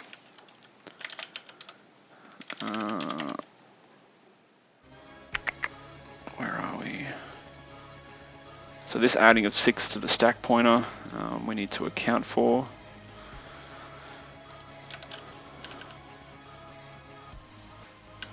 Buff plus equals A times 6. That's just junk to account for that. Yeah, let's try this.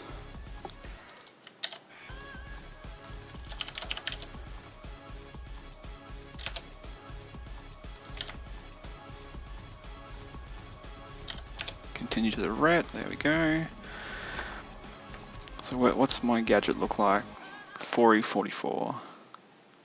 This is it here, 4E44. We're sitting on the ret. Stack pointers here. Have we overwritten anything important? Step.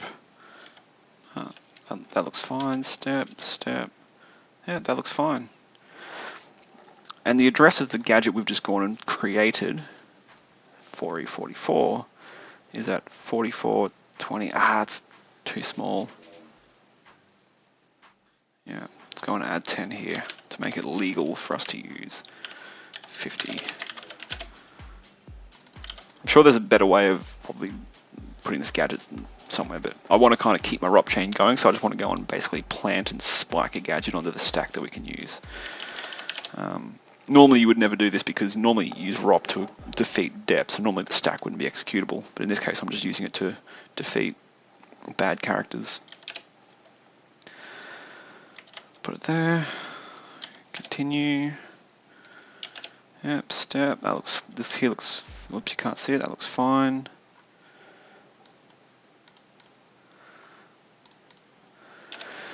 Ret, that looks fine. Sonic extend, add, pop, ret. We're about to return to the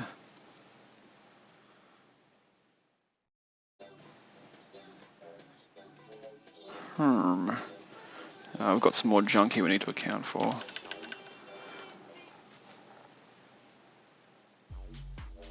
Pop R4. Oh, we're about to do a pop R4 here anyway. I'm just going to put this 30-30 there.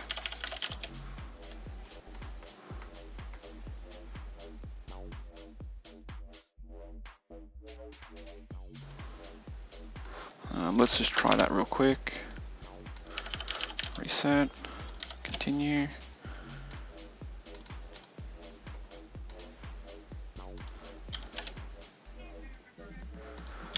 So I'm going to step through this here.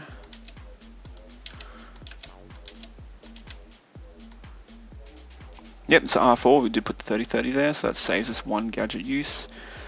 So now we want to return to this gadget here we've planted, which is going to move the byte from R4 to R14, and then ret, which should put OX30 into R14, getting us ready for our gets N. So where is that gadget? Was it 414E? No, 4E44 is here. The rest of it is 44. 40 minus 1, 2, 3, 44, 40 minus 3 is going to be 44 3D. Can't use 3D.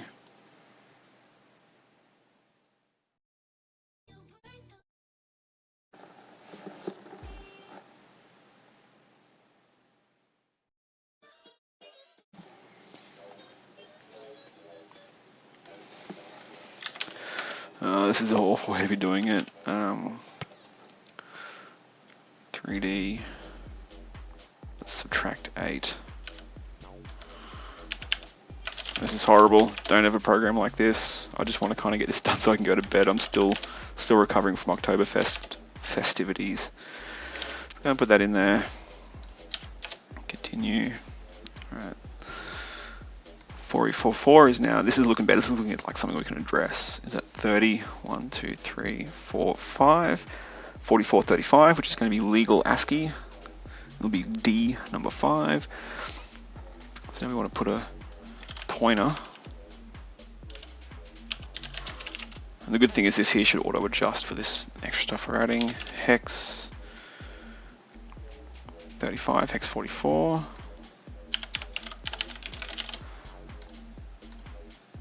Oh, video in the way, my bad. Ah, no, everything's moving. My bad. Thanks for the heads up. Sorry, I'm just trying to check in chat every now and then because I'm working on some stuff. Okay, so all that I was being told was that video's in the way. My bad. Yes, I am very much in the zone. I've got a lot of things I'm mentally juggling around. If I break concentration, it takes a while to get back into the flow. Let's grab this, reset, continue.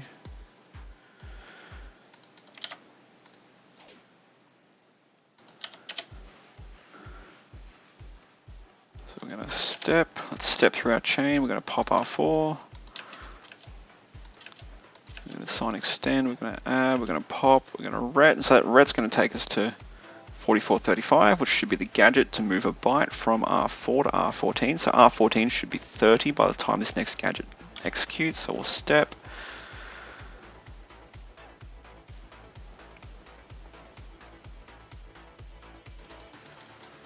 Look, you look unhappy. Something's gone wrong. Instruction address unaligned.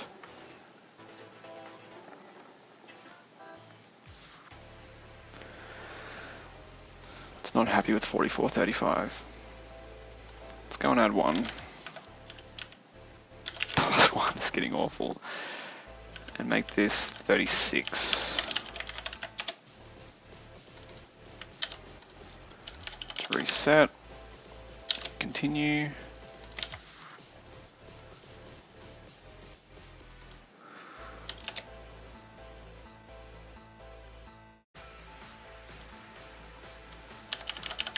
What did I do wrong there? Did I hit the wait button, did I? Paste, send, continue, we step, now we pop, we ret, we do the move the byte, we sign extend, we add 6 to the stack pointer, we pop into R4, there's our 3030, then we're about to return to 4436, which will hopefully be not an unaligned instruction. And at 4436, 0, 1, 2, 3, 4, 5, 6, we've got our 4044, and then our ret. So this is going to move a byte from register 4 to register 14, then ret, and give us control of our in our chain back. So let's step. Yep. So now we're going to move a byte from R4 to R14, so this 30 here should go to R14. Yep, so now we can control that. So in R15 we've got FF90, which is a pointer to this here. In R14 we've got OX30, and we have now parameterized a getsN. So we look at the code for getsN. Oh, don't tell me we've overwritten getsN. No, here it is. GetsN is going to push R14, push R15, push 2, call the interrupt, add 6 to the stack pointer and ret. So then we should get another prompt asking us what we want to basically getsN to the address FF90. If we put the pointer to getsN in our chain. So R4 gets X3030, pointed to the gadget we plant. This here is the gadget we plant.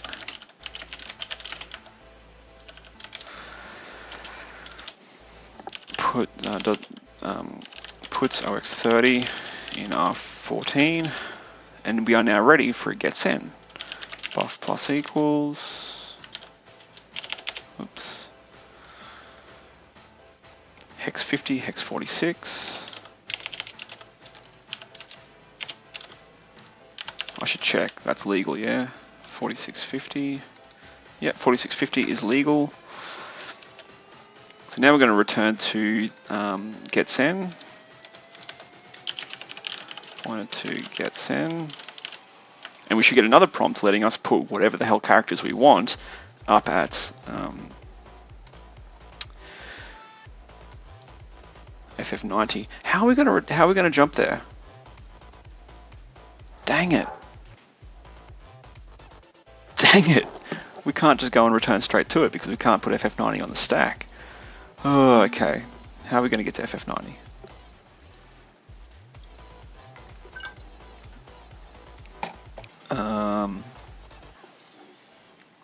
How are we going to get to FF90?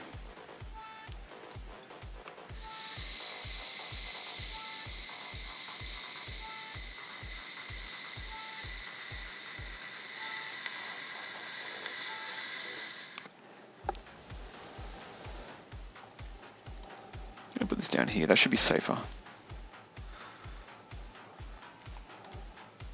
Yeah, it's pretty safe.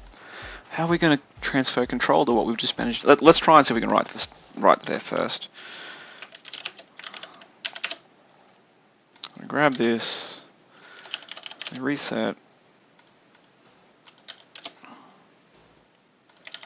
So we send that, continue to the ret. Yeah. So now if we step, we can step all the way through all this here. Is that ret going to take us to getSend? 40, no, that's our gadget. This ret's going to take us to 4650, which is getSend. 4650, yep, is getSend. We step, and we continue. So we get another prompt. Here we can do hex input if we want to. We can go 41, 41, do a couple of A's. Then we can do like 00, 01, 02, FF, FE, F0, send that. There we go, we've just written arbitrary bytes. You know, now we can write real shellcode, which is good.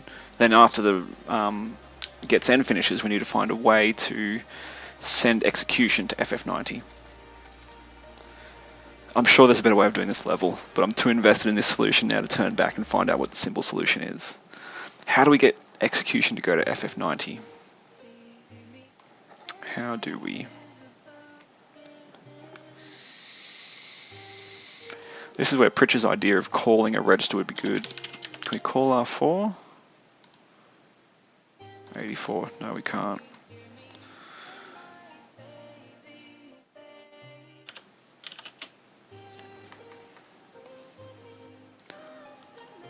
Well then again, like does a jump take can a jump take a, yeah, can you do like jump dollar plus 41?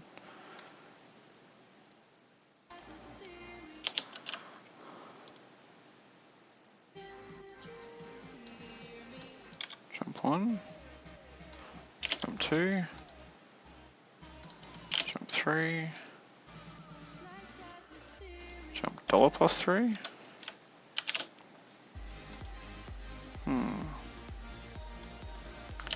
Jump R4. No.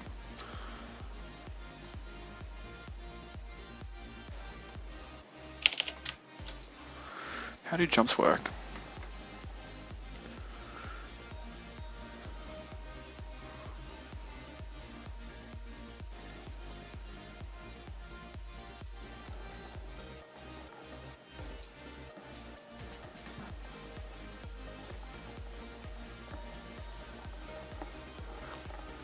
We just need to use our shenanigans we've got going on to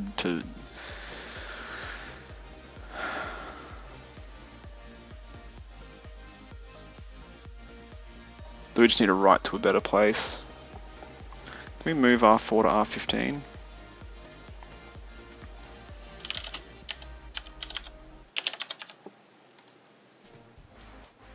Nope. Move a byte. 4F44.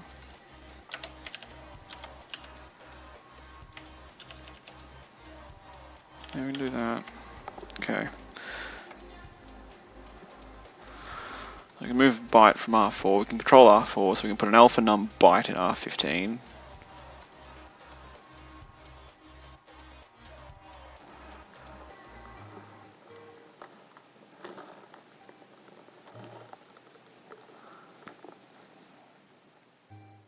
It's not going to help us write to somewhere more useful though.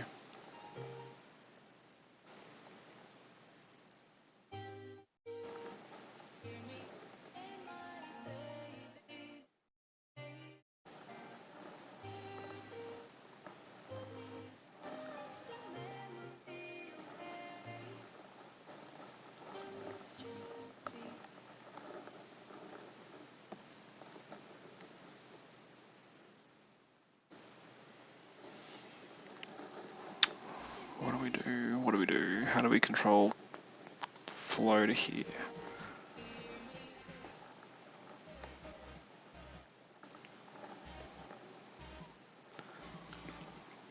Stack pivot.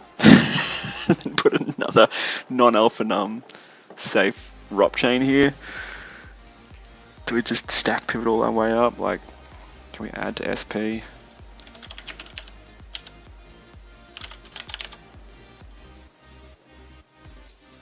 No.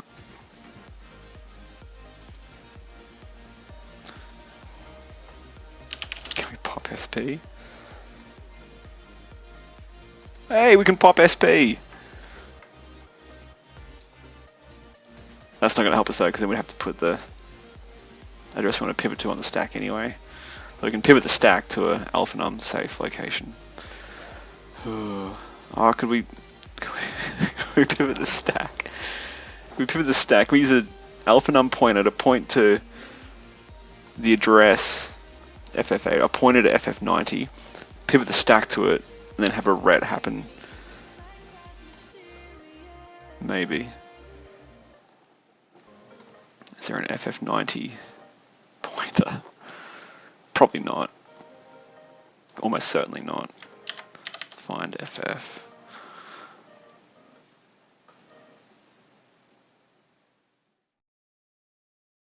Where did this FF90 come from?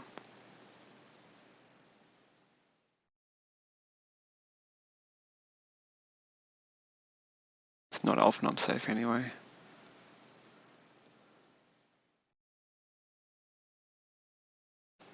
Oh, that's right, yeah, because when you head to gets, it pushes them to the stack.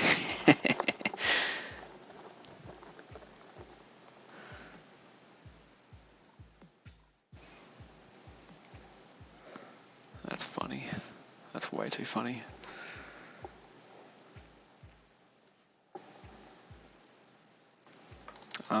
Can you add values to get it? How do you mean, Pritch? I mean, yeah, like we might have add, but the thing is we ultimately need to transfer control there, so we need like a jump or a call or a stack pivot, then a ret, dance. I mean, sure, I could probably get that value into a register, but then we need to be able to either call it or jump it, and without being able to call it or jump it, I think you can add straight to PC, but it looks like we can just, I think, was it pop SP that I had? Yeah, we can pop SP, which is ridiculous, to do a stack pivot.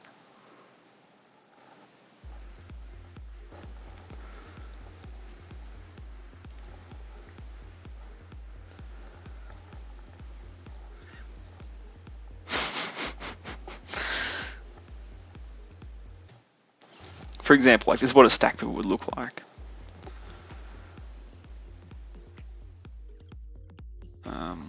Where is code right now? What are we executing? Int. Okay, so we just step through pop SR. Now we're on the ret. Now, like if I pivot the stack, let SP equal this FF90, which is at 4410 minus 4, which is 440C. Like if we let SP equal 440C, like if we did a stack pivot that did the equivalent of that, where we actually load up SP with a value that we'd have to make alpha num safe probably, then a ret, which is now pointing at the FF90, if we step, sends execution to the shellcode that we just read in. So we just need to get a stack pivot to the pointer FF90. But, I mean, it's really nice that gets n pushes FF90 to the stack for us. Unfortunately, it's not alpha num safe. We need to make sure that the time that that push happens, that SP is alpha num safe. So it's currently what, FF0C, so we'd need to add something to get it to OX30. How's it going, Renegade? Yes, someone on Twitch using i3. Love i3. It changed my life. Good to have you around. Welcome to the channel. We need to push this out to 30-ish. It's currently at OC, so OX30 minus OXC. Like if we put 36 bytes worth of ROPNOP, this is getting Rube Goldberg-esque. I really want to see what other people's solutions are. I'm sure my solution last time I did this years ago was not so convoluted. I've just got all these neat tools in my tool bag that I want to throw at it just because everything's a nail.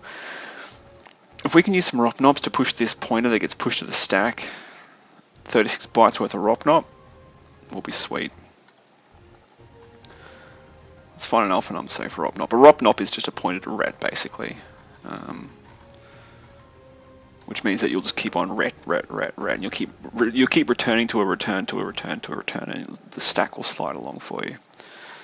Like getsend was pretty safe. 465E, is 465E safe? 46. Nope. 464E. Yep. So this point of 464E to a ret. We'll just put them at the top here. Buff plus equals. Yep, at the start of our ROP chain, we'll just put a ton of ROPNOPs. Hex, what did I say it was? 4246 times 36 on 2. ROPNOPs to make the pointer to OX FF90. That gets N. We'll push to the stack. Be at an alpha num safe location so we can pop it to SP2 stack pivot up to OXFF90. Gross. This is just feral.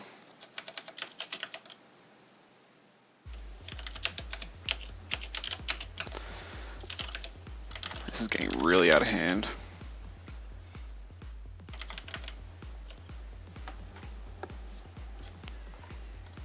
Oh wait, what's the...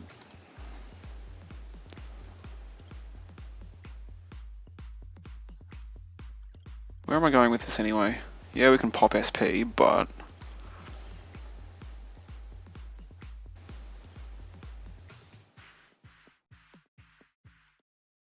It's not going to do us any good because the FF90 is up here.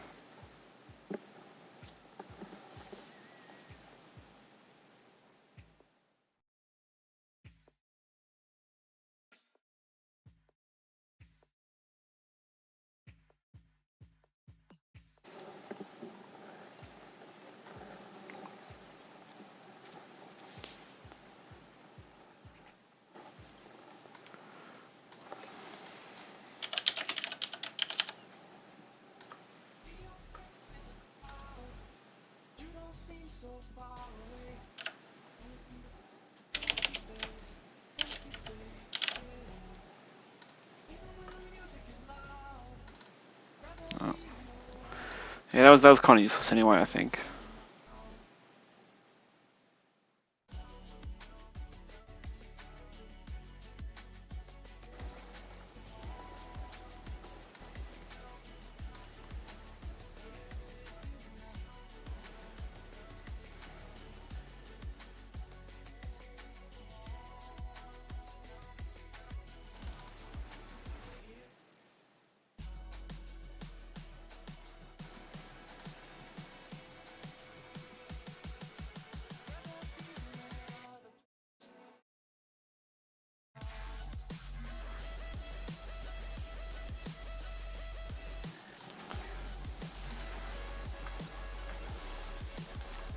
let's reset. Let's what that.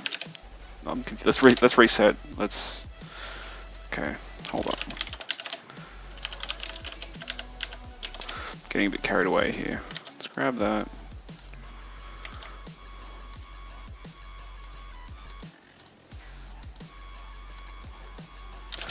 Let's continue.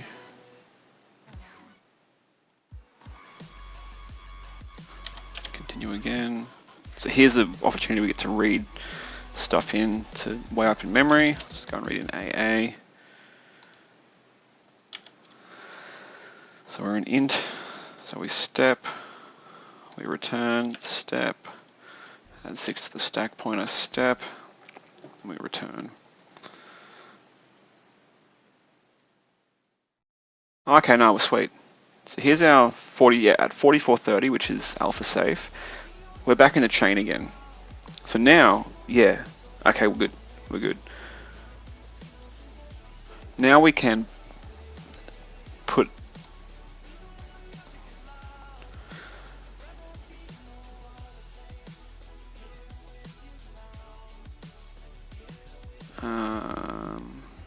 we need to spray another gadget.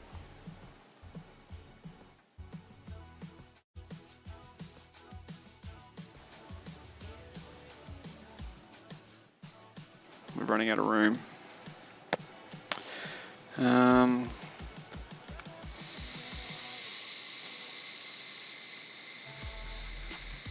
So we've only got 2 ways left before our gadgets start. How many more bytes are we going to need on the ROP chain?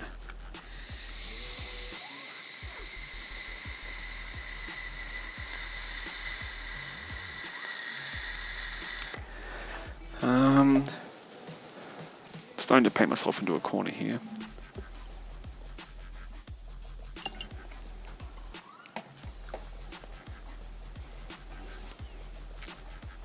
Going to need a pointer to a gadget which we plant, which is going to cause a stack pivot for us. So we need 4 more bytes of space. We only got 2.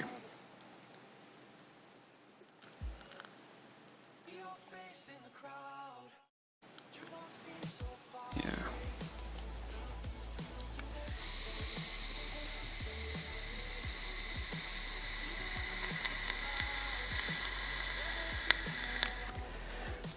Okay. Can we add 2 to this? And then we need to point to the gadget we plant. We need to add 2 to this, make it 38, which is still safe because it's the number 8 ASCII. Pointer to gets in. So we're going to put another gadget here. We need another ret. Then we're going to need buff plus equals hex. What was the pop SP? 3141. Code for pop SP. Let's just test this real quick.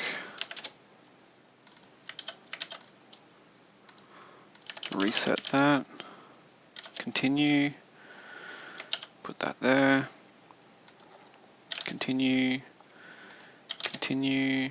Yeah, so we get asked what do we want to put up in at FF90. We put something there. So now we're on pop SR. That's fine. We step. Add 6 SP. We step. Then we ret. So we got some extra space here now. That gadget obviously worked. Looking for 3141. It's here. So the address of the second gadget we planted.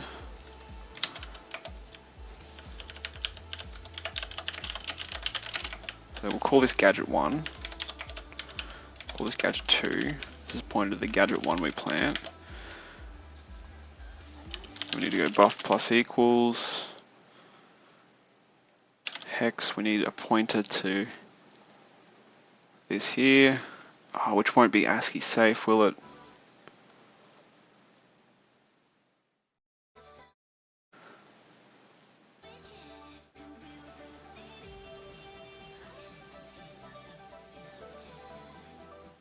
No, it won't.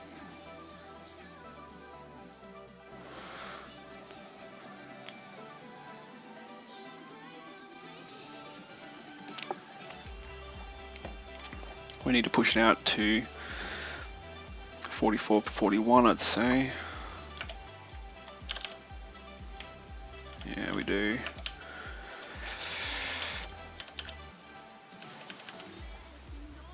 Let's delete that for now. Buff plus equals A times. Oh, this is getting awful. This is getting really bad. Need to push it out to 44, 42 to be aligned. 2, 3, 4, 5, 6. 8 times 6, let's try this. Copy that. Reset this. Continue.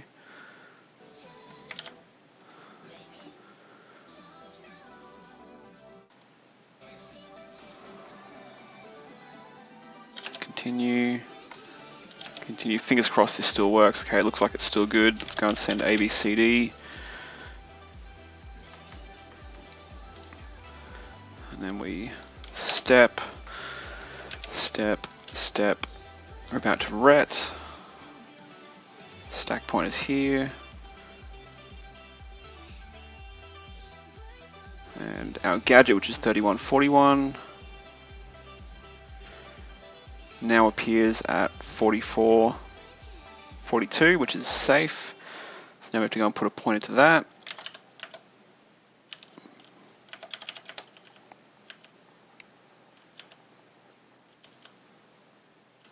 Buff plus equals hex, what did I say? Hex 44, 42, so we've got 42, hex 44. Pointer to the gadget 2 we plant. Stack pivot. Buff plus equals, and this here is what's going to get popped into SP, which is going to be a pointer to FF90, which is going to be hex 30, hex 44. Then a ret should happen. That ret should return to FF90. This is getting awful. I'm sorry if I'm not explaining it that well, but I'm just deep in my own mental jungle right now. I'm going to rewatch this stream tomorrow and go, what the hell was I doing?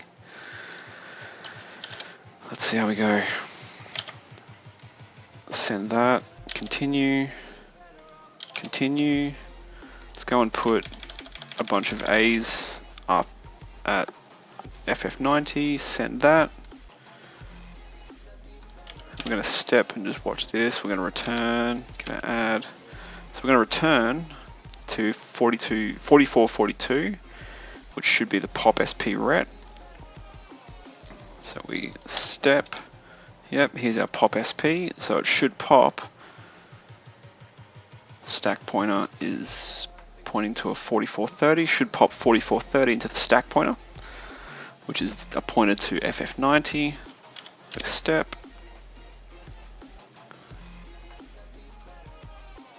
Stack pointer is 4430, which points to here. Then we ret, so now we're going to ret to FF90. If we step, if we scroll this down, there we go. The program counter points to our A's. Did I really send that many A's? Huh, okay.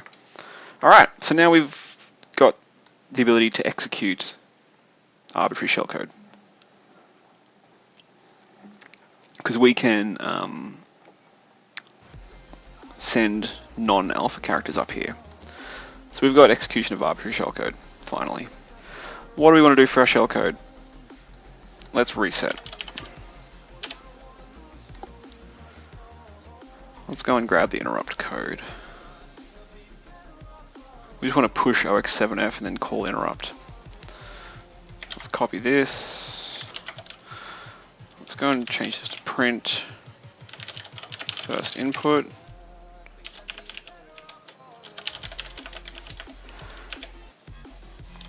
Go buff is empty, print second input. Encoded. Go buff plus equals for now we run it. Yeah, so the first input will be this, second input will be that. I should have hex encoded it. Buff.encode, buff.encode hex. Yeah, there we go. Alright, so for our second, this is just going to be straight up shellcode. So let's go and copy, whoops. Let's go and copy this.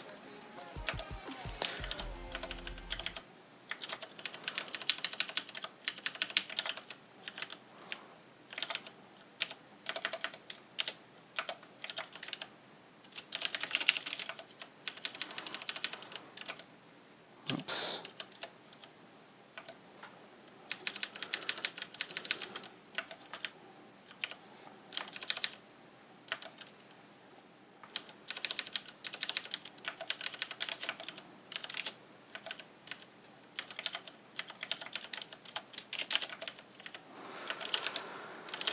This is just shellcode. Push OX, we're going to push OX7F. And then call 45FC. Interrupt. Have we overwritten interrupt? Have we overwritten interrupt? 45. 44. No, I think we're safe. Let's just cross our fingers and send this down its gullet and see what we get. Hopefully the door will unlock. First input is this here. Continue. Continue again. Here we're reading in arbitrary shellcode. Arbitrary shellcode is this here, hex encoded. So what that'll have done is written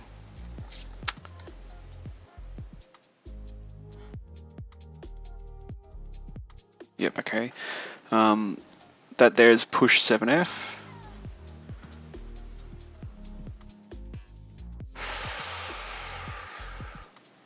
Because the stack pointer, no, the stack pointer doesn't point here.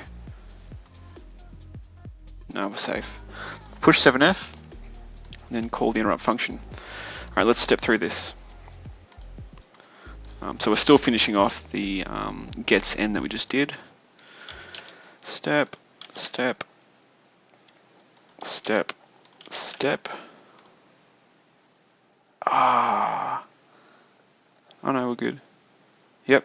Pop SP. Okay, no, we're good. That scared me seeing overwritten, but we're about to do the stack pivot. So we step through the stack pivot. So now we're going to return. Stack pointer is 4430. At 4430, there is a pointer to FF90. So we should return and execute this here as code. So if we step, cool.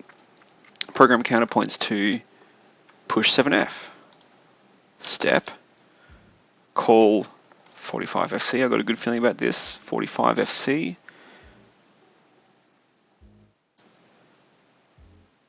Is the interrupt function. If we continue, fingers crossed the door will unlock. Door unlocked. Awesome.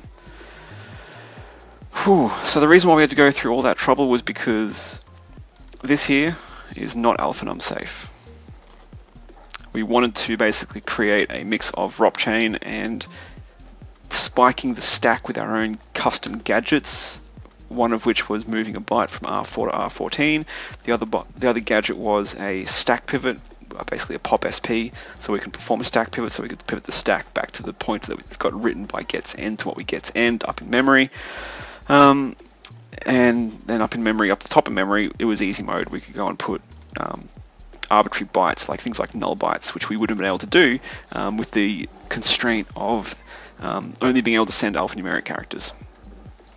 So let's solve it in the field. Back to the debugger. Let's solve this bad boy. First input is this here. Second input is this here, hexadecimal. And the door's unlocked and the operatives are in the building. Oh, that was, I'm sure I made that harder than it had to be.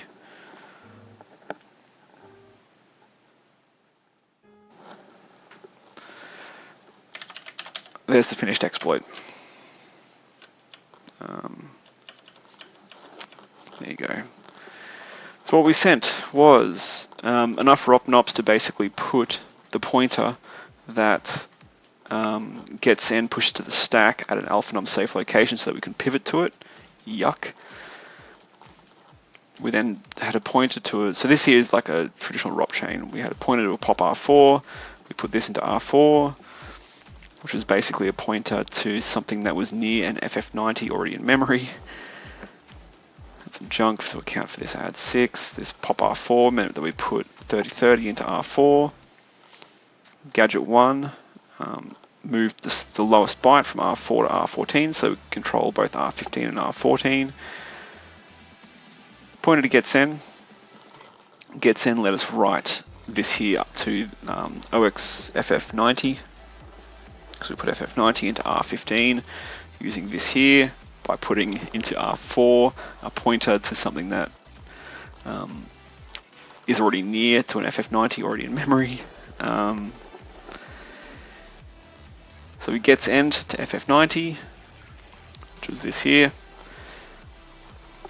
Then we had a pointer to a gadget that we spiked onto the stack, which was a gadget that would do a pop SP and then a ret. Like, so writing this here, I had to find things that were basically alphanom safe shellcode. So you're pretty limited as to what gadgets you can, what code you can write using alphanom characters only. So we planted a gadget for a pop SP. Then the pop SP meant that we could pop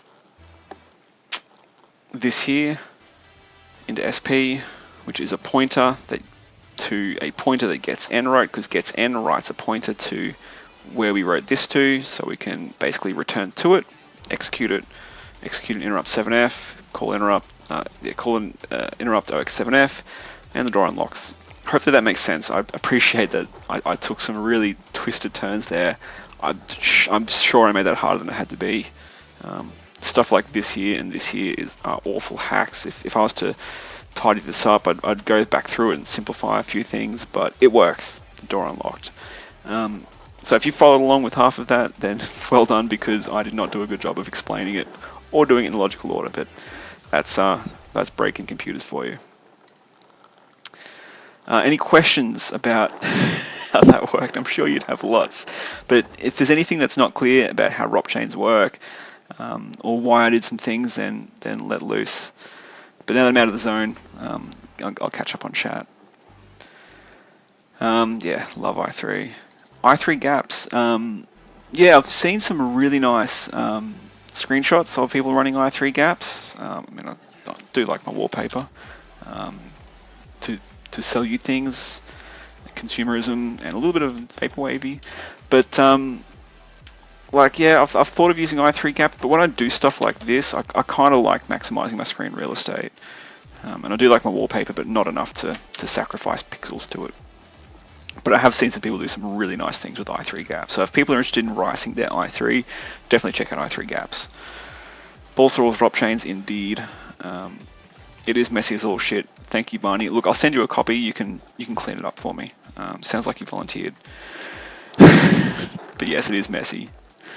Any queries, questions, concerns, comments before I head off to bed?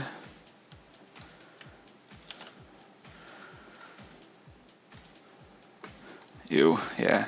I'm going to take that as a no, Barney does not want to clean up my code for me. Tonight was a bumper night. Like, I actually bothered to put hash programming and put myself in the creative Twitch category. It looks like we've got about 30 people hanging out here, so massive thanks to everyone who decided to stick around and listen to me ramble on how do magnets work. Maybe ask your parents about that. I don't really want to. I have marked this not safe for work, not safe for under 18s, but I don't really want to go into the birds and the bees of magnetism. That might be something for another day. Thank you to everyone for sticking around. I do appreciate that I did take some weird twists and turns. Hopefully you learned a few little bits and pieces. Hopefully you kind of got a bit of an idea of how ROP chains can be used. In this case, I was really using ROP chains to make my life under alphanum a bit safer. But normally ROP chains are used to defeat DEP and NX. Cool. Wizard K. I'm sorry, I'm terrible with names. Glad you enjoyed it. This is there's a little bit of Python and programming and stuff, but this here is basically binary exploitation. I'm going to try and do a few more in the future, things like CTFs, things like writing exploits, understanding exploits, probably not finding bugs. I won't be dropping 0-day on stream, but we might go through some bugs I've found if I can find some more bugs to talk about. But this channel is really going to be about computer security, bit of programming kind of stuff, but mostly how to break computer programs. Because I think that it's really important. I'm an AppSec professional. A lot of people say they're pen testers, but really what I do is I work in application security, trying to make computer programs safer. So that's what I enjoy doing for work. I do it for work because I enjoy it, and I do it in my spare time because I enjoy it that much. And I figured, why not share it and see if anyone else gets some value out of or enjoyment out of me doing it. So I'm just going to be picking some random topics to do with computer security. I've got some ideas of what I might be doing soon in the channel description. But if anyone's interested in anything particular, make sure you reach out to me. If you've got a CTF problem you're struggling with and you'd like to see me struggle with it, feel free to send it through and watch me bleed on stream. So yeah, I'm glad you enjoyed it, Wizard. So I try to stream twice a week, Wednesday nights and Sunday nights Australian time. So I mean, I started about 2.5 hours ago. So whatever the time is where you are now, take 2.5 hours away, and I try and do it Wednesday nights and Sunday nights. So give me a follow if you want to see more of this, so you can get alerted as to when I'm being dumb live. New technique indeed, Barney. I've got a feeling we're going to need to do some ROP in the next few levels as well to do things like defeat depth. So hopefully you're ready for some more return-oriented programming. That's it from me. I'm going to head to bed because I'm exhausted and I'm still recovering from Oktoberfest. Thank you so much to everyone who tuned in. I hope you got some value out of it. Hit the follow button if you want to see me be dumb more often, and I will catch you all in the tubes. Take it easy.